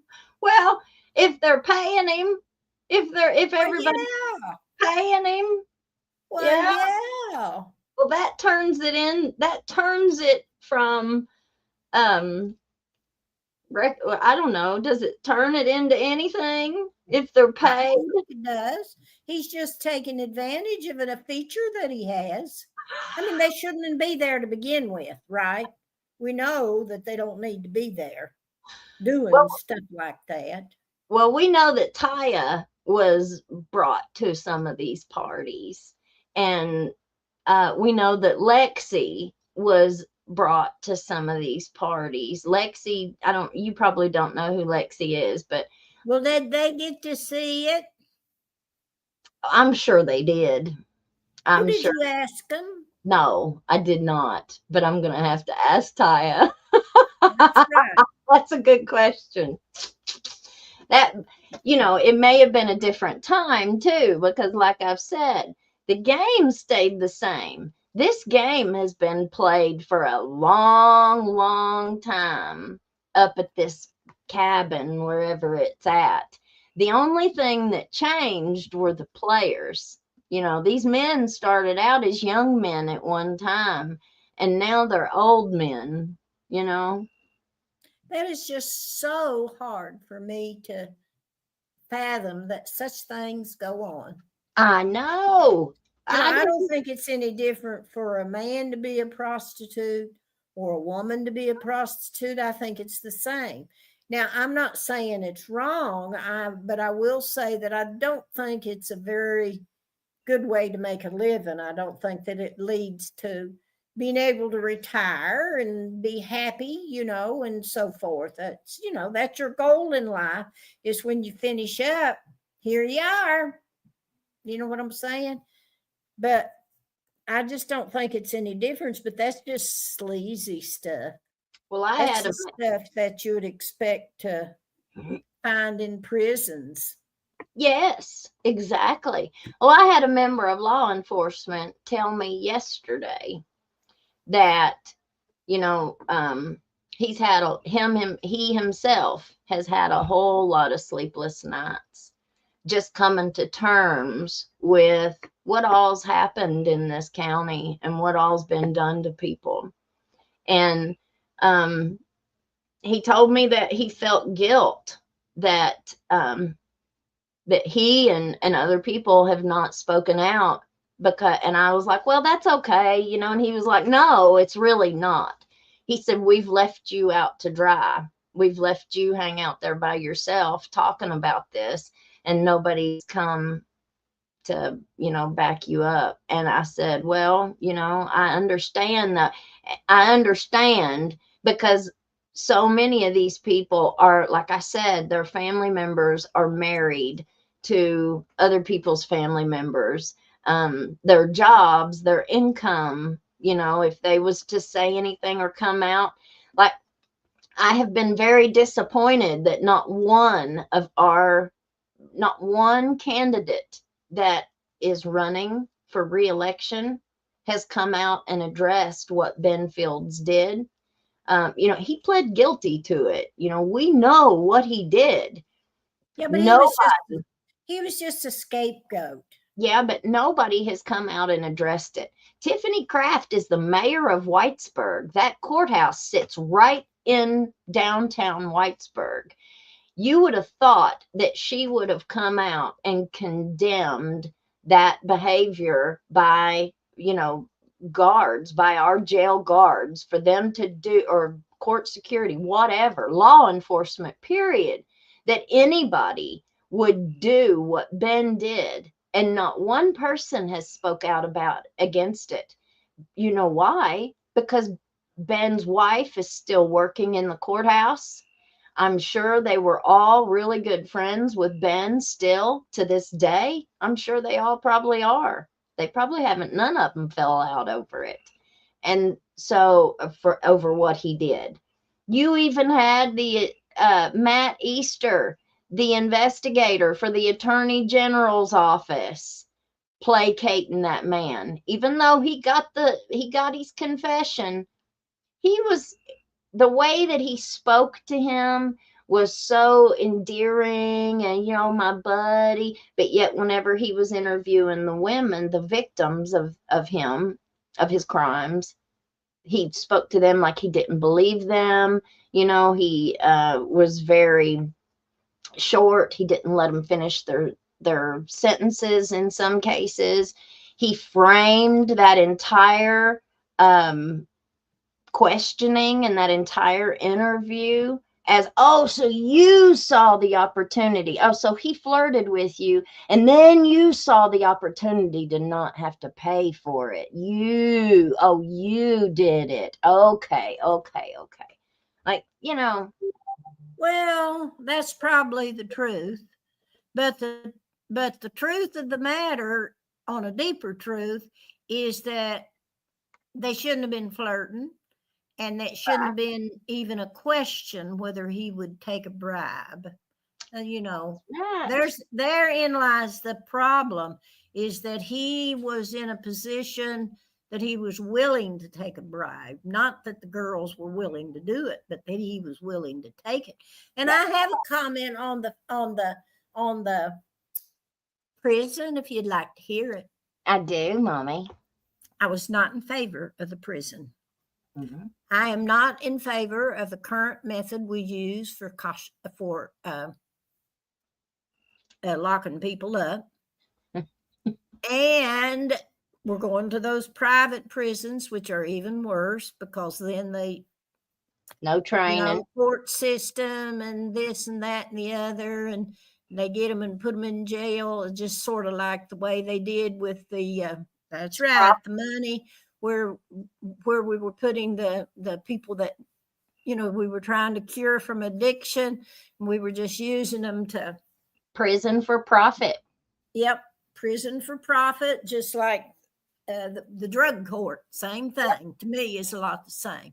Now, I knew who bought the prison. who bought the land. And they are legitimate people. Now, did it say that Tiffany Kraft went to those meetings? It didn't say Kraft. It said Tiffany, and she asked for her first name to be only used. So we don't know if it's her or not. I think the girl lives in Lexington.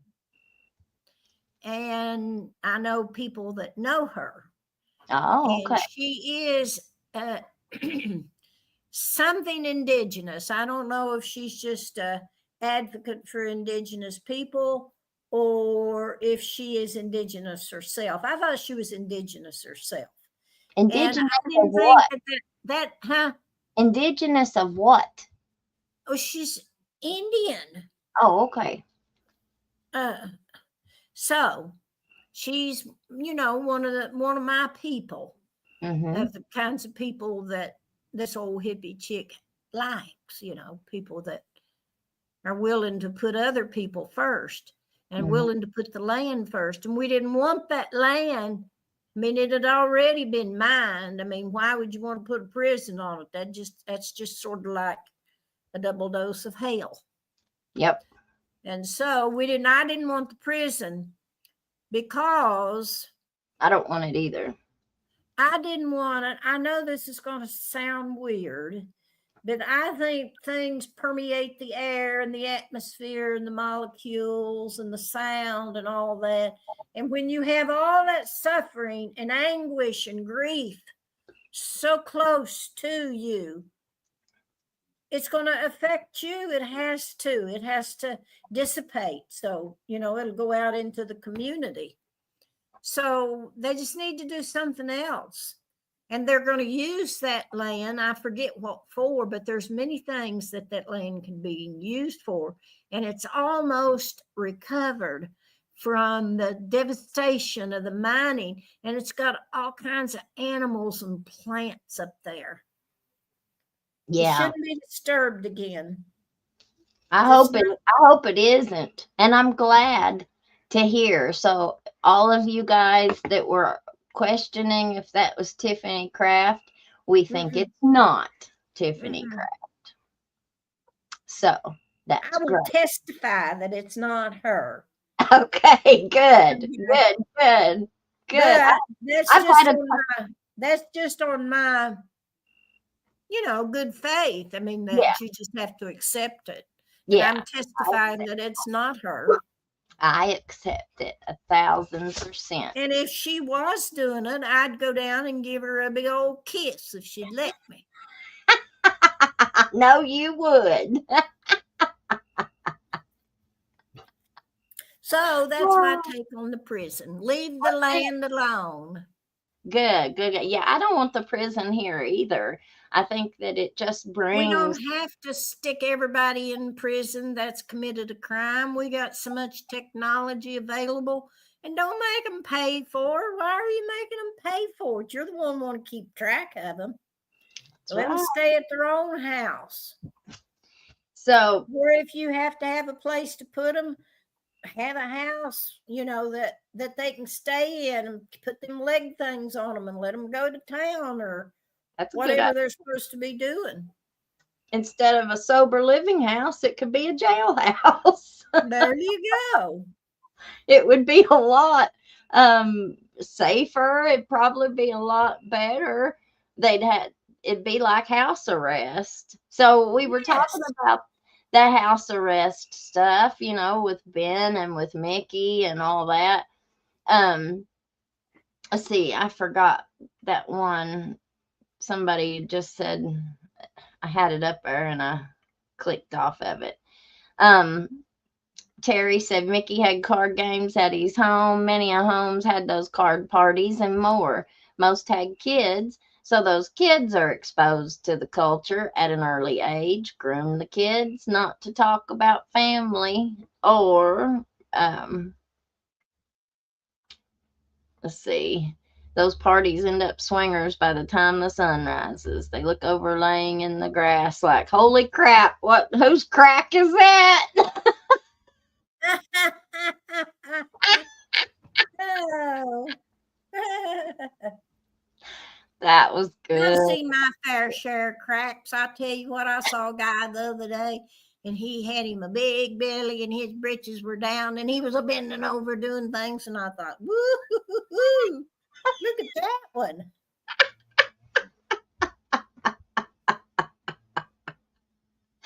Backwoods, it's more like the Dickie Don't disease without implants and blue pills.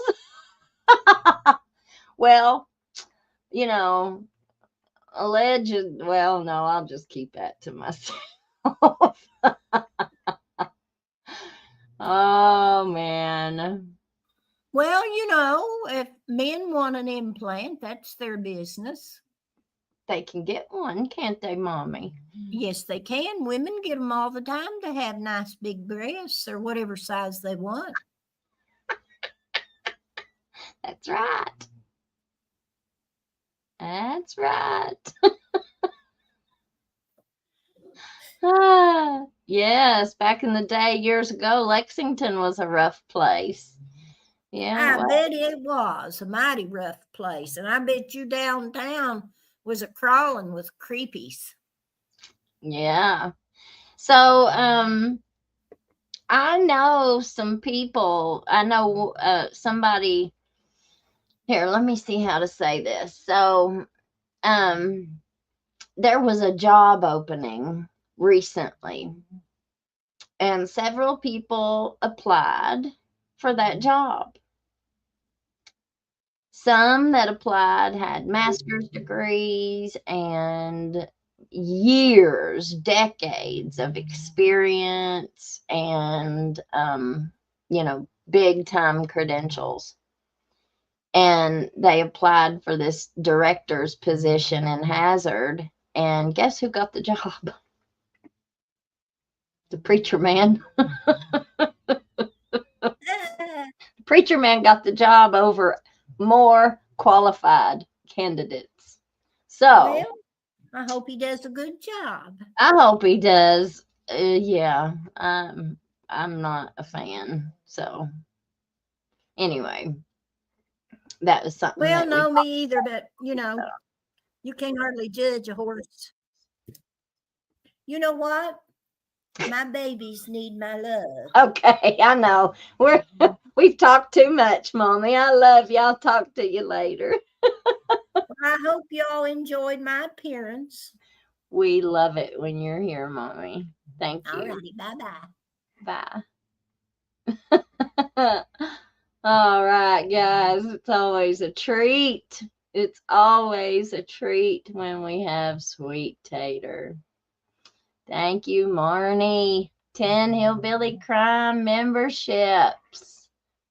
Wonderful. We want to look at, I'm going to show y'all. So we have, let me share this. We have a merch store. We have, let me get this off of here. Let me just show you all. You can go and get you a hat, get you a shirt. Celebrate. I do not recall. Can you repeat the question? Here we got one. Civil servant. You might be a hillbilly. I'm just going to show y'all some. Whatever life throws your way, duck and let it hit somebody else. It's got hillbilly crime on the back. This too shall pass down the sleeve. We got some really cool stuff. This one we put together for our trial watchers. You and I are sisters. Always remember that. Trial watch. If you fall, I will pick you up after I pee my pants and stop laughing. The back. App, latch, Live, laugh, and love. Let's see. We got a little bit of everything. Selected hearing. Sorry, I have selected hearing, and you were not selected today. It's got hillbilly crime on the back. We've got some new stuff coming out this weekend too, y'all. Wanda's Law. Bless your heart. You must not know about Earl. Wanda always finishes what the law won't. How many of y'all remember the Dixie Chicks? That's a little play on the Dixie Chicks. What happened to Earl? Let me tell y'all a story about a man named Earl. He ain't around no more. I like that one.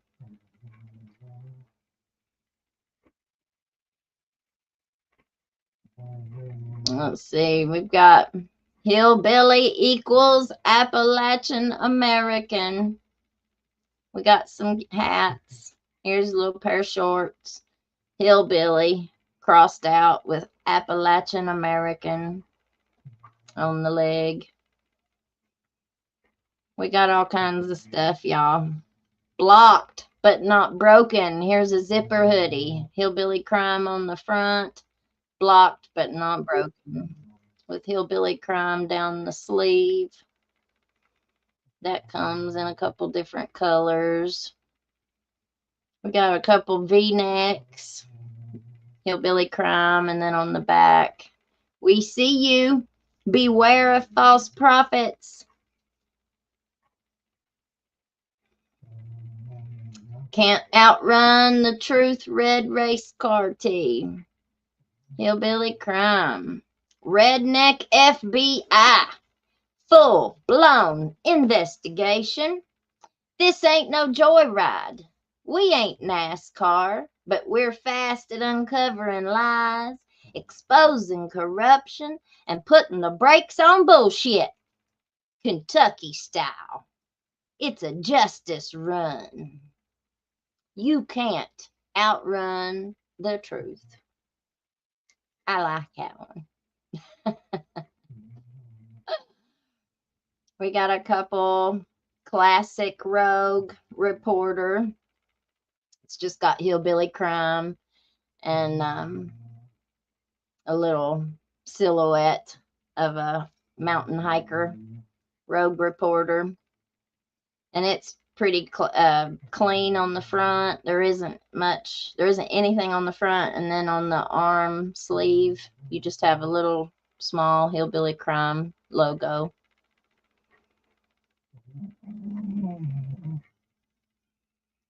Crime time. And then on the back, it's got a little hand with some handcuffs. Expose it. And then we got a couple bags. Dirt poor power. Hillbilly crime, dirt poor power, Appalachian roots. So we got a couple bags. And there's a pair of sweats that's got it on the side.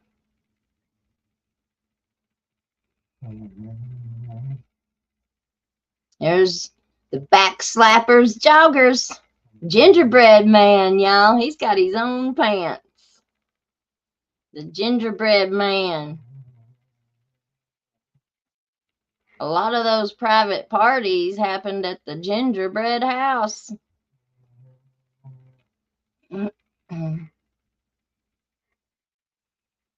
I like this one.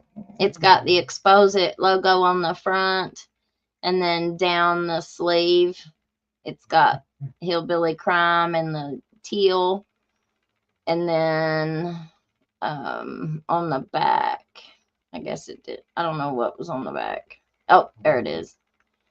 It's got that on there. little logo.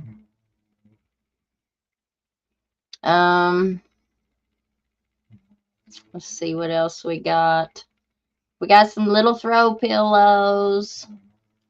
We got a windbreaker and a hoodie. That should really be a girl's hoodie, but I accidentally put it on a man. Look here. Y'all want a set of sheets? Warning! Do not play with me. I will put you in the trunk and help the cops look for you. I love it. I love it. We got a lot of hats. Hillbilly crime, Appalachian roots.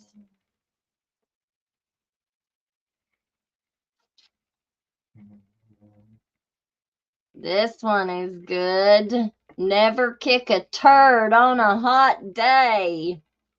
Hillbilly wisdom, y'all. Never kick a turd on a hot day.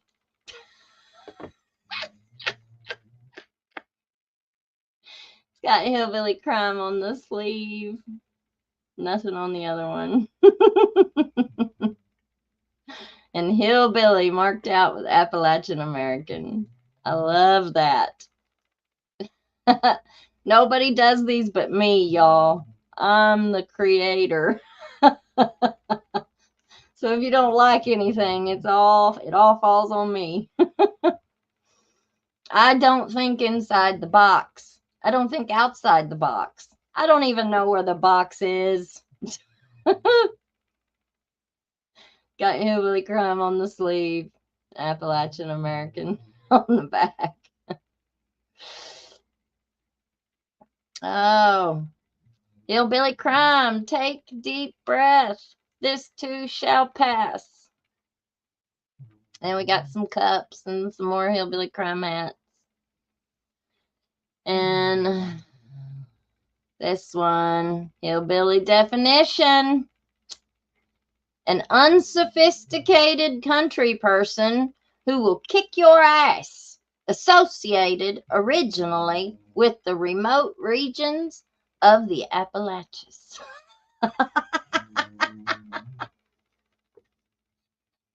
You might be a hillbilly if, y'all.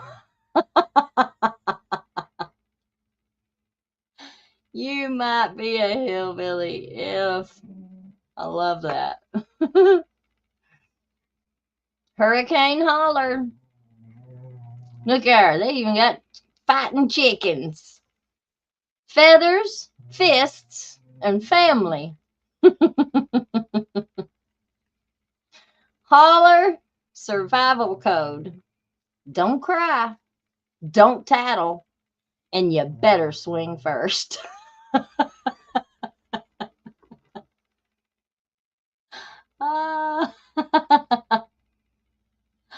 Yeah. Yes, Nettie. He has a hearing on August 15th. So, we knew about it, but all it was a hearing set. They just set the hearing date. There isn't really anything else to tell about it other than they set a hearing date. So, we'll be watching it. You better believe it. But that is the holler survival code. Don't cry, don't tattle, and swing first. Love it. And then here's your hillbilly snapback hat. It's just got the definition on there. Welcome to our hillbilly house. We did this one for the dads. Strong backs, stubborn hearts, hillbilly dads for life. I like that one. Welcome to our hillbilly house. And then on the sleeve, it's just got the kids or the handprint with Hillbilly Crime Appalachia. There. I tried to do something for Father's Day, but I didn't get it up in time, really. Hillbilly Dads for Life windbreaker. So on the front, it's just got a basic logo. And then on the back, it's got that strong backs, stubborn hearts, hillbilly dads for life. So that's a pretty cool windbreaker. And we just got a couple more t-shirts there.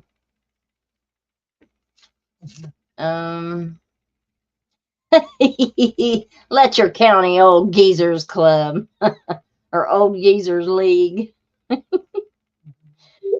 Then on the back, 1910, Backroom University, baby. Backroom University. Letcher County Clout Chasers, Preacher's Edition. The Preacher Edition. Here we go. Letcher County Clout Chasers. And then on the back it says the Preacher.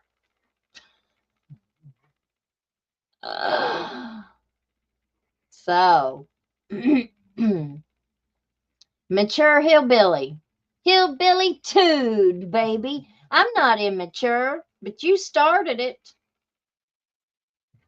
Sometimes we gotta know when to say cluck it and walk away, baby.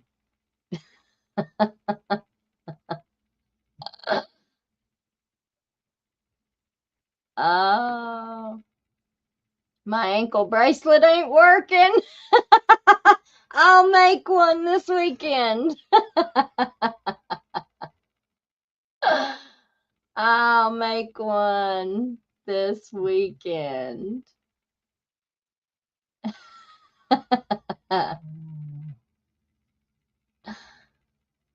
Oh, let's see. Let's see. Yeah, Tater was on a roll tonight. She, you know, I'm not always right. I say things sometimes I shouldn't say. And, you know, sometimes I'm not right. Sometimes Mommy has to fuss at me and shame me real good. But hey, it's the same thing. We all have the right to free speech. Every single one of us do. The thing with slander and all of that stuff, what nobody tells is when you say something, you have to, it has to be that you know it is that you are saying something that is inherently false, right? It has to be that I'm saying this, that when I'm saying this, I know it's not true.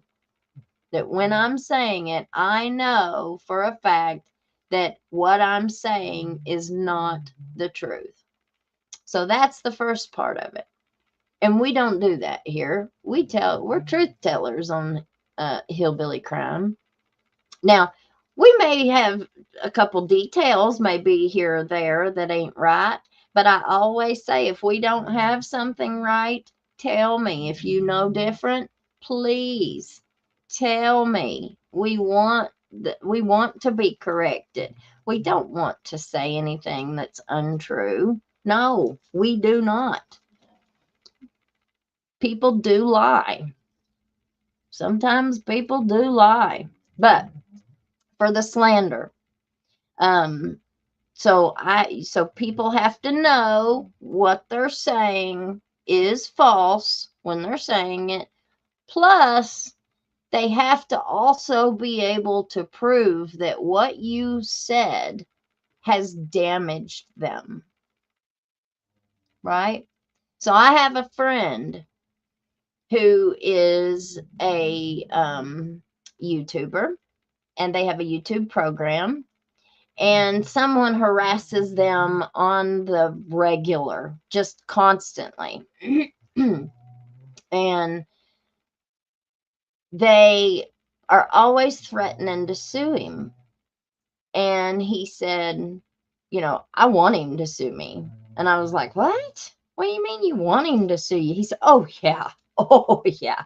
He said, see, right now, because this guy says bad things about him, right now, if he was to sue this guy for saying the things that he says about him, he can't show that what this man has said has damaged him, because it hasn't damaged him. It just pisses him off because they used to be friends. So it's like a personal thing. He said, I want him to sue me. And I said, why would you want him to sue you? And he said, because as soon as he sues me, I'm going to file I'm going to counter sue him, and I'm going to take his house, and I'm going to take everything that he has. And his lawyers are like saying, well, this is going to cost you a lot of money. He said, I don't care. I don't care how much money it costs me. It's the point. It's the principle.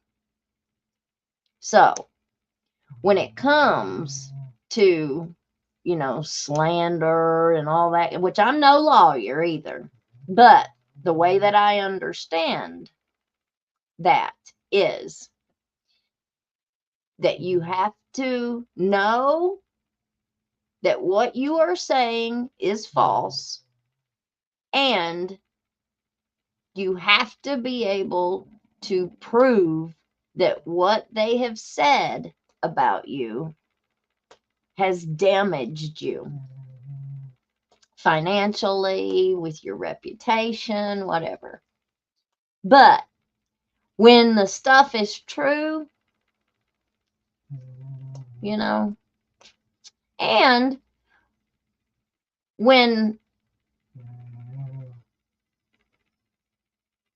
whenever the lawsuits go out like that, it opens up, from the way that I understand it, it opens up subpoena powers through the court.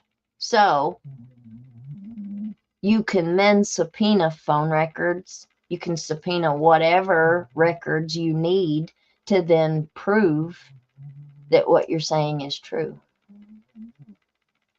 So it's kind of a slippery slope, the way that I understand it. But when people are public figures, it's a lot harder for people to sue when you talk about them, because they are public figures. So, but that's how I understand that little bit of information. Let me get back over here.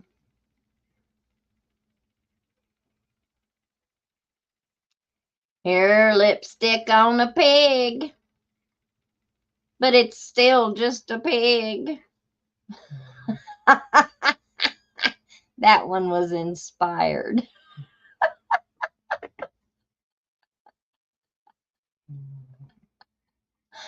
That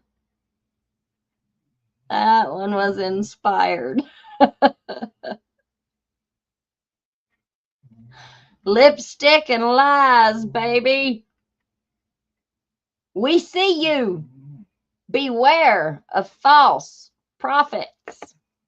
And I cannot wait till you all go listen to Ray Stevens' song, Would Jesus Wear a Rolex? It is the best song you have ever heard in your life. And it's very fitting for our preacher man. Nightmare in latch hoodie. Hillbillies bear attack tip. Play dead and don't run. Nightmare in latch. I like that one. Here's a pretty plain one, straight out of the holler. You might be a hillbilly if hillbilly crime.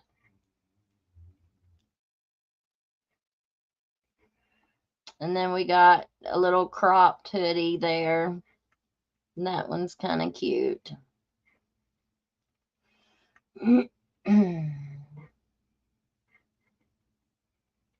Never hike alone in bear country. Remember, bring a buddy you can trip and outrun. Ah, I love it. Here's one of my favorites, the red rum, savage survival. So on the back, looking like a crime scene. On the front, it's got a little thing there. And then on this sleeve, it says savage survival. And on this one, it says hillbilly crime. So I like that hoodie. And then you got the red rum dad hat. You got snitches get stitches. You got your red rum pajama pants. Or joggers or whatever they are. Lounge pants. You got a red rum tee. It's got 404 not found on the front. And red rum on the back. And then on the sleeve, it's just got a little splatter on a splatter mark on the sleeve. And then we got these pants. It's got hillbilly crime just on the front there.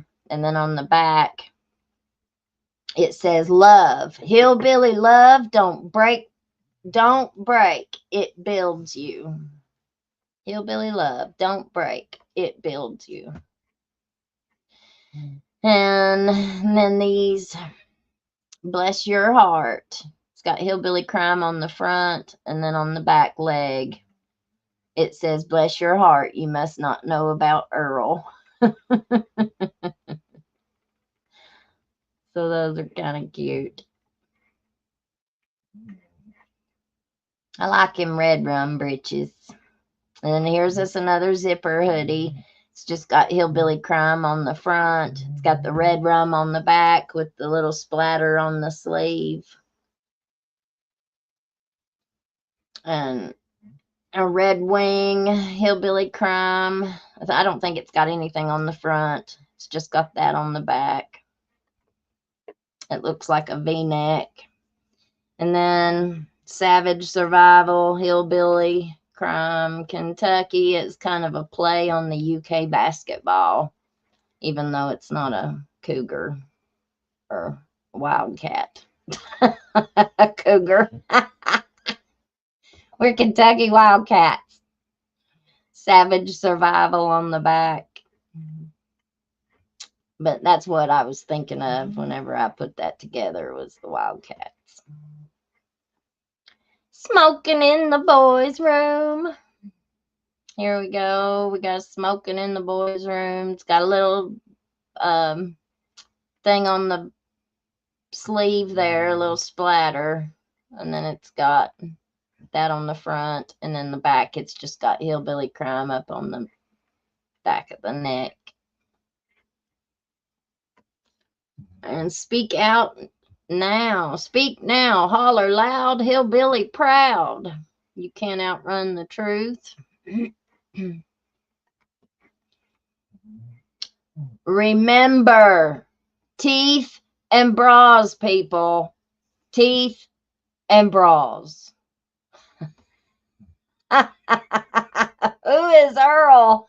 Don't you remember the Dixie Chicks and the song that they sang?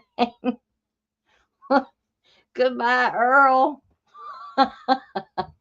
That's just a play on the Dixie Chicks song. Goodbye, Earl.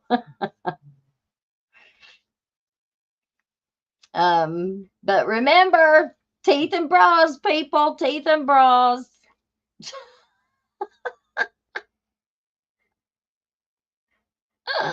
I love it. I love it. I love it.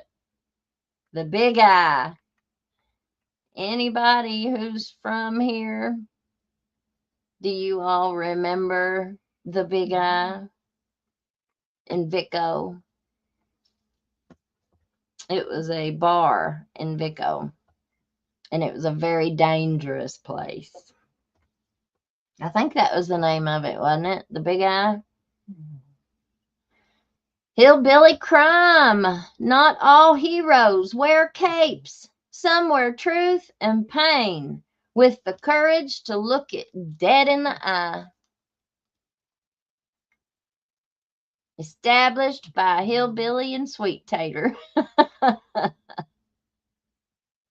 Then it's just got the little logo on the sleeve. There you go, y'all. There have been a lot of tears cried. A lot of tears. You can't hide from hillbilly crime. It's got the hillbilly tude. I'm not immature. You started it on the front. It's got a little black rose on the sleeve. Hillbilly crime logo. And then it's got the eyes on the back. You can't hide from hillbilly crime.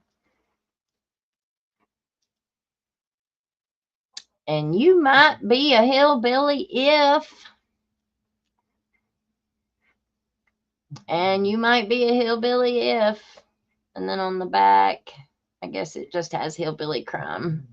And then the sleeve has it on there. So that is that one. I think that's it, y'all. That's pretty much it. We got a yard drama starter. If you want to stick a hillbilly crime flag in your front yard.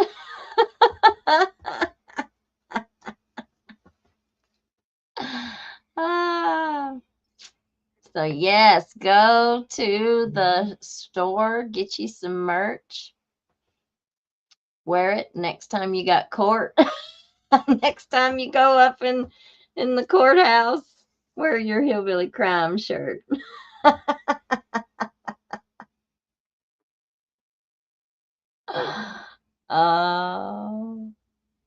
Well, Jerry Reed's song fits both ways.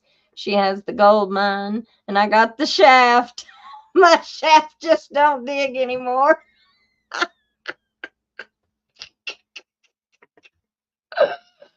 Oh, that's so funny. All right, guys. Well, thank you, Lord, for another day being able to come together in your name, Lord. We're so grateful and we're so thankful for your presence in our lives, Lord. I'm so thankful for the sacrifice that you made to cover all of our sins, Lord. I sure ain't perfect, and I make mistakes, and I do things that I shouldn't do. I say things that I shouldn't say, and I feel things that I shouldn't feel, Lord.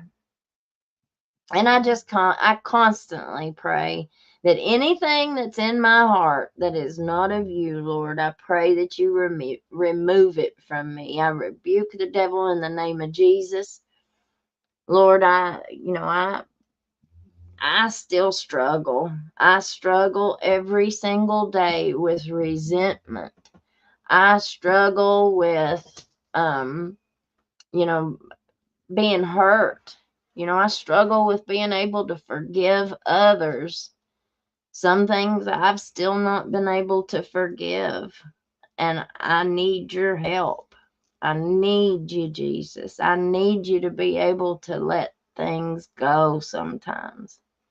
I'm not able to do it. And so I just pray that you just keep working on my heart. Lord, we're supposed to make our hearts pliable so you can work them and mend them and just get all the bad out of them. I'm so grateful for the healing that you've given me already. I was in the gutter, Lord. I was homeless. I didn't have anything. I had no hope. I had nothing but you. You have been there with me through every single step. You know my path, Lord. And you have brought me so far. And I'm so thankful to you for healing my mind, for healing my heart. I love you, Jesus. I pray that you forgive me for my sins and that you'll help me be a better me tomorrow than I was today.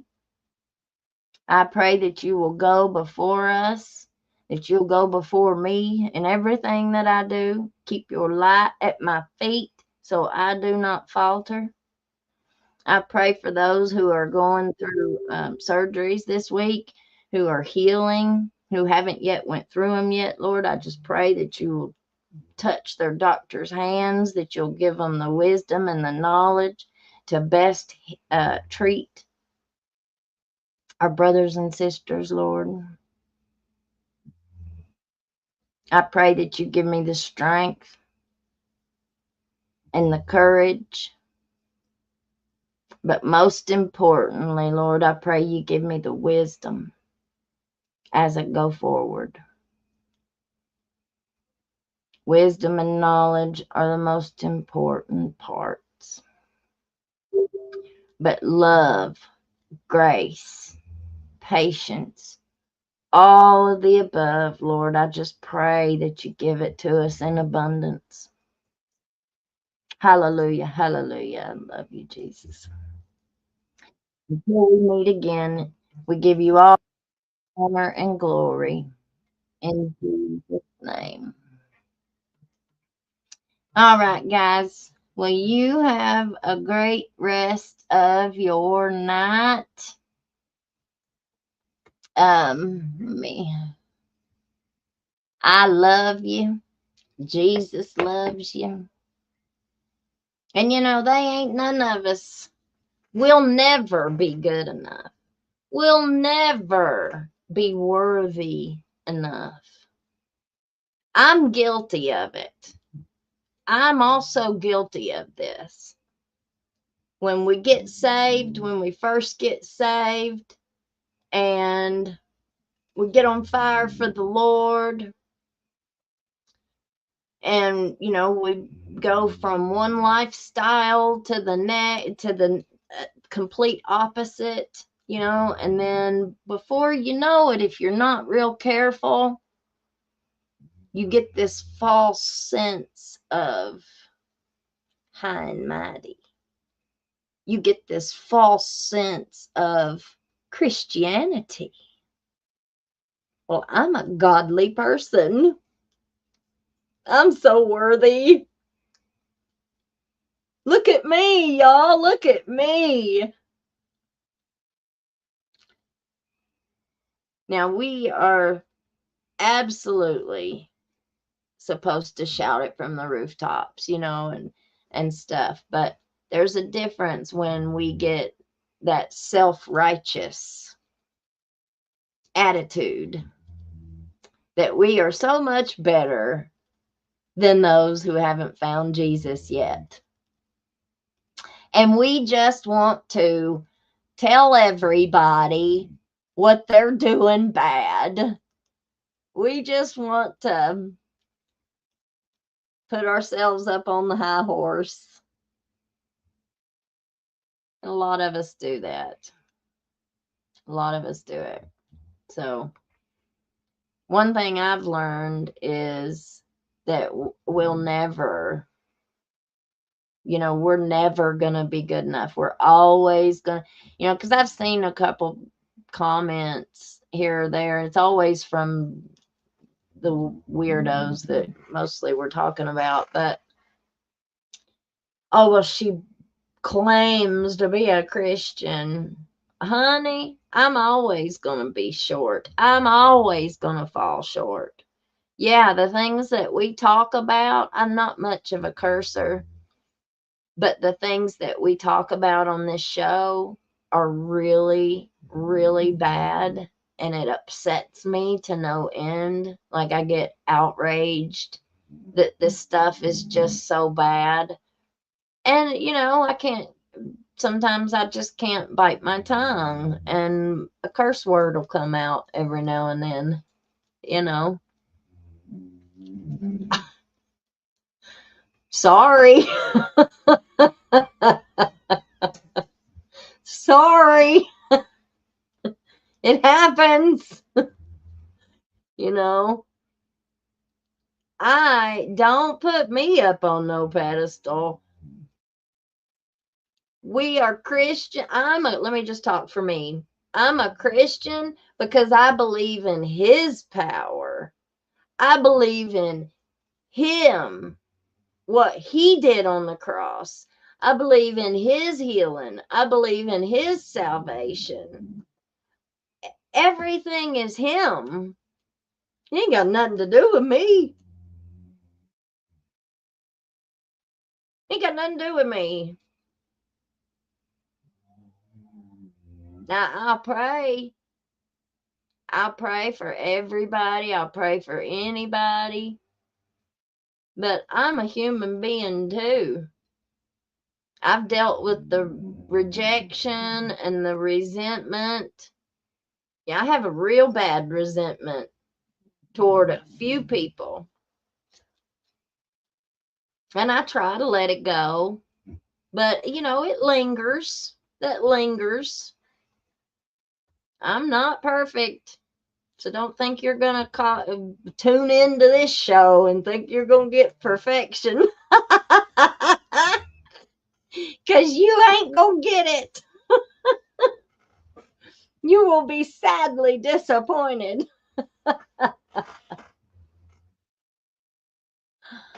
Sadly disappointed.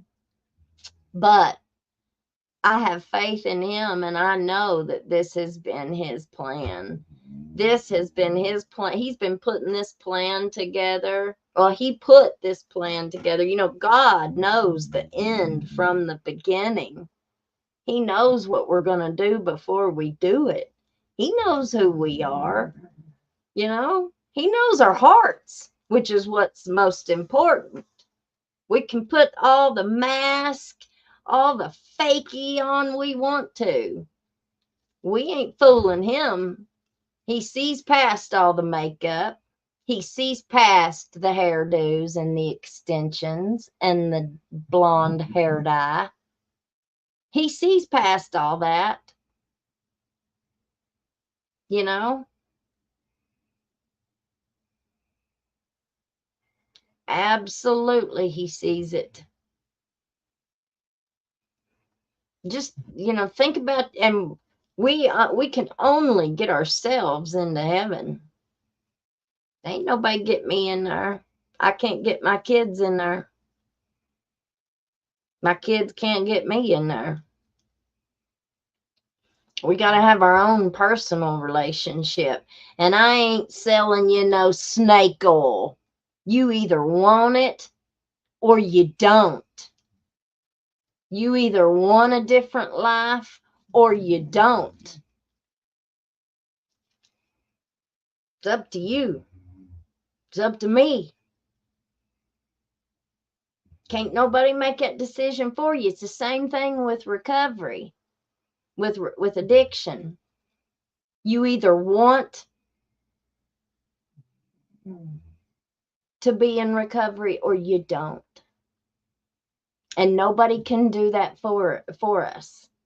You know, how many times have you heard, oh, well, she couldn't even straighten up for her kids. Well, she didn't even love her kids enough to straighten up. That ain't it. And anybody that says that, I pray for you, because that's the farthest thing from the truth. I loved my oldest son and still do, as much as I do the younger ones. But at that time, I was too broken. I was too broken. I could not be good for him. I wasn't good. I couldn't take care of myself. How could I take care of him?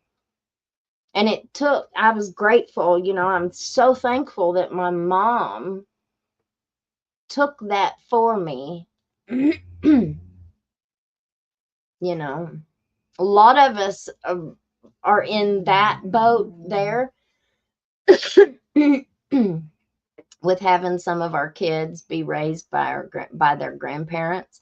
a whole generation of kids in this area when opioid, the oxys and the pain pills and all that stuff happened. Most of the kids didn't end up with their parents.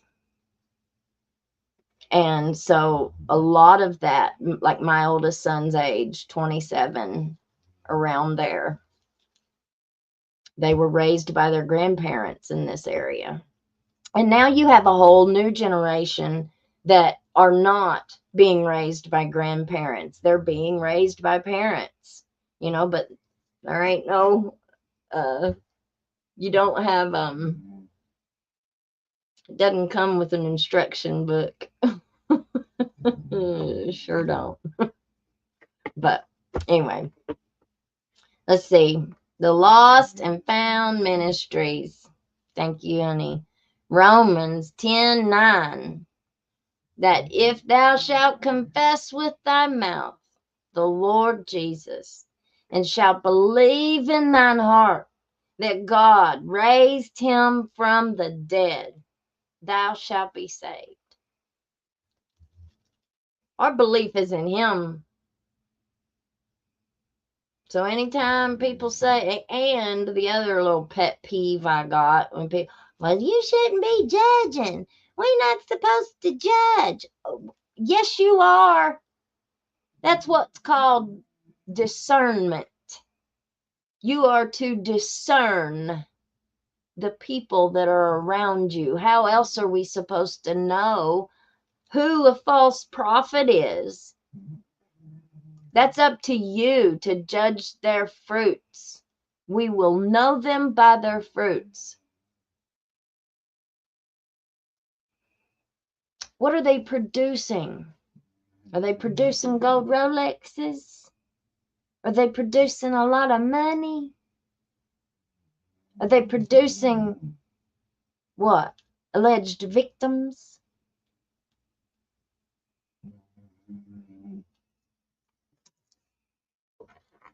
The Bible also says that he will let us believe a lie and be damned. We better be careful who we are following. You better be following Jesus and not none of these snake oil salesmen.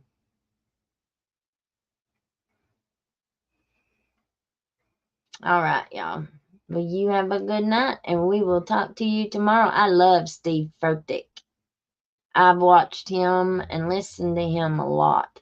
I like him. Anybody who's interested in a good preacher, Steve Furtick is a good one. Elevation Worship. I like those. Anyway. All right, guys. We'll see you tomorrow. We had some other stuff to talk about tonight, and we're 2.5 hours, so we'll have to talk about it tomorrow. Tune in. All right. Peace out. Thank you, Marnie. Love you. Bye. You can't hide from hillbilly crime. You can't hide from hillbilly crime. You can't hide from hillbilly crime. You may not know that there's a crew in town. The head hillbillies are making their rounds. Small town whispers loud and clear. The sheriff shot the judge in his chambers chair. Sheriff got a secret he won't keep. Judge shot dead in his disbelief. A lot of people have some stories to tell. Dark pass away, get the sound of a shotgun shell. All the secrets spill on down. Voices loud in this old town. From the courthouse to the ground. Rumors fly and they can't be bound. Neighbors hide behind their blinds. Whisper tales of troubled minds. Skeletons covering the mountainside. A treacherous reality in the pines. Winter reveals the hidden lies. Moonlight couldn't mask the cries. Shadows caught in sunlit skies. There's no cover, no disguise.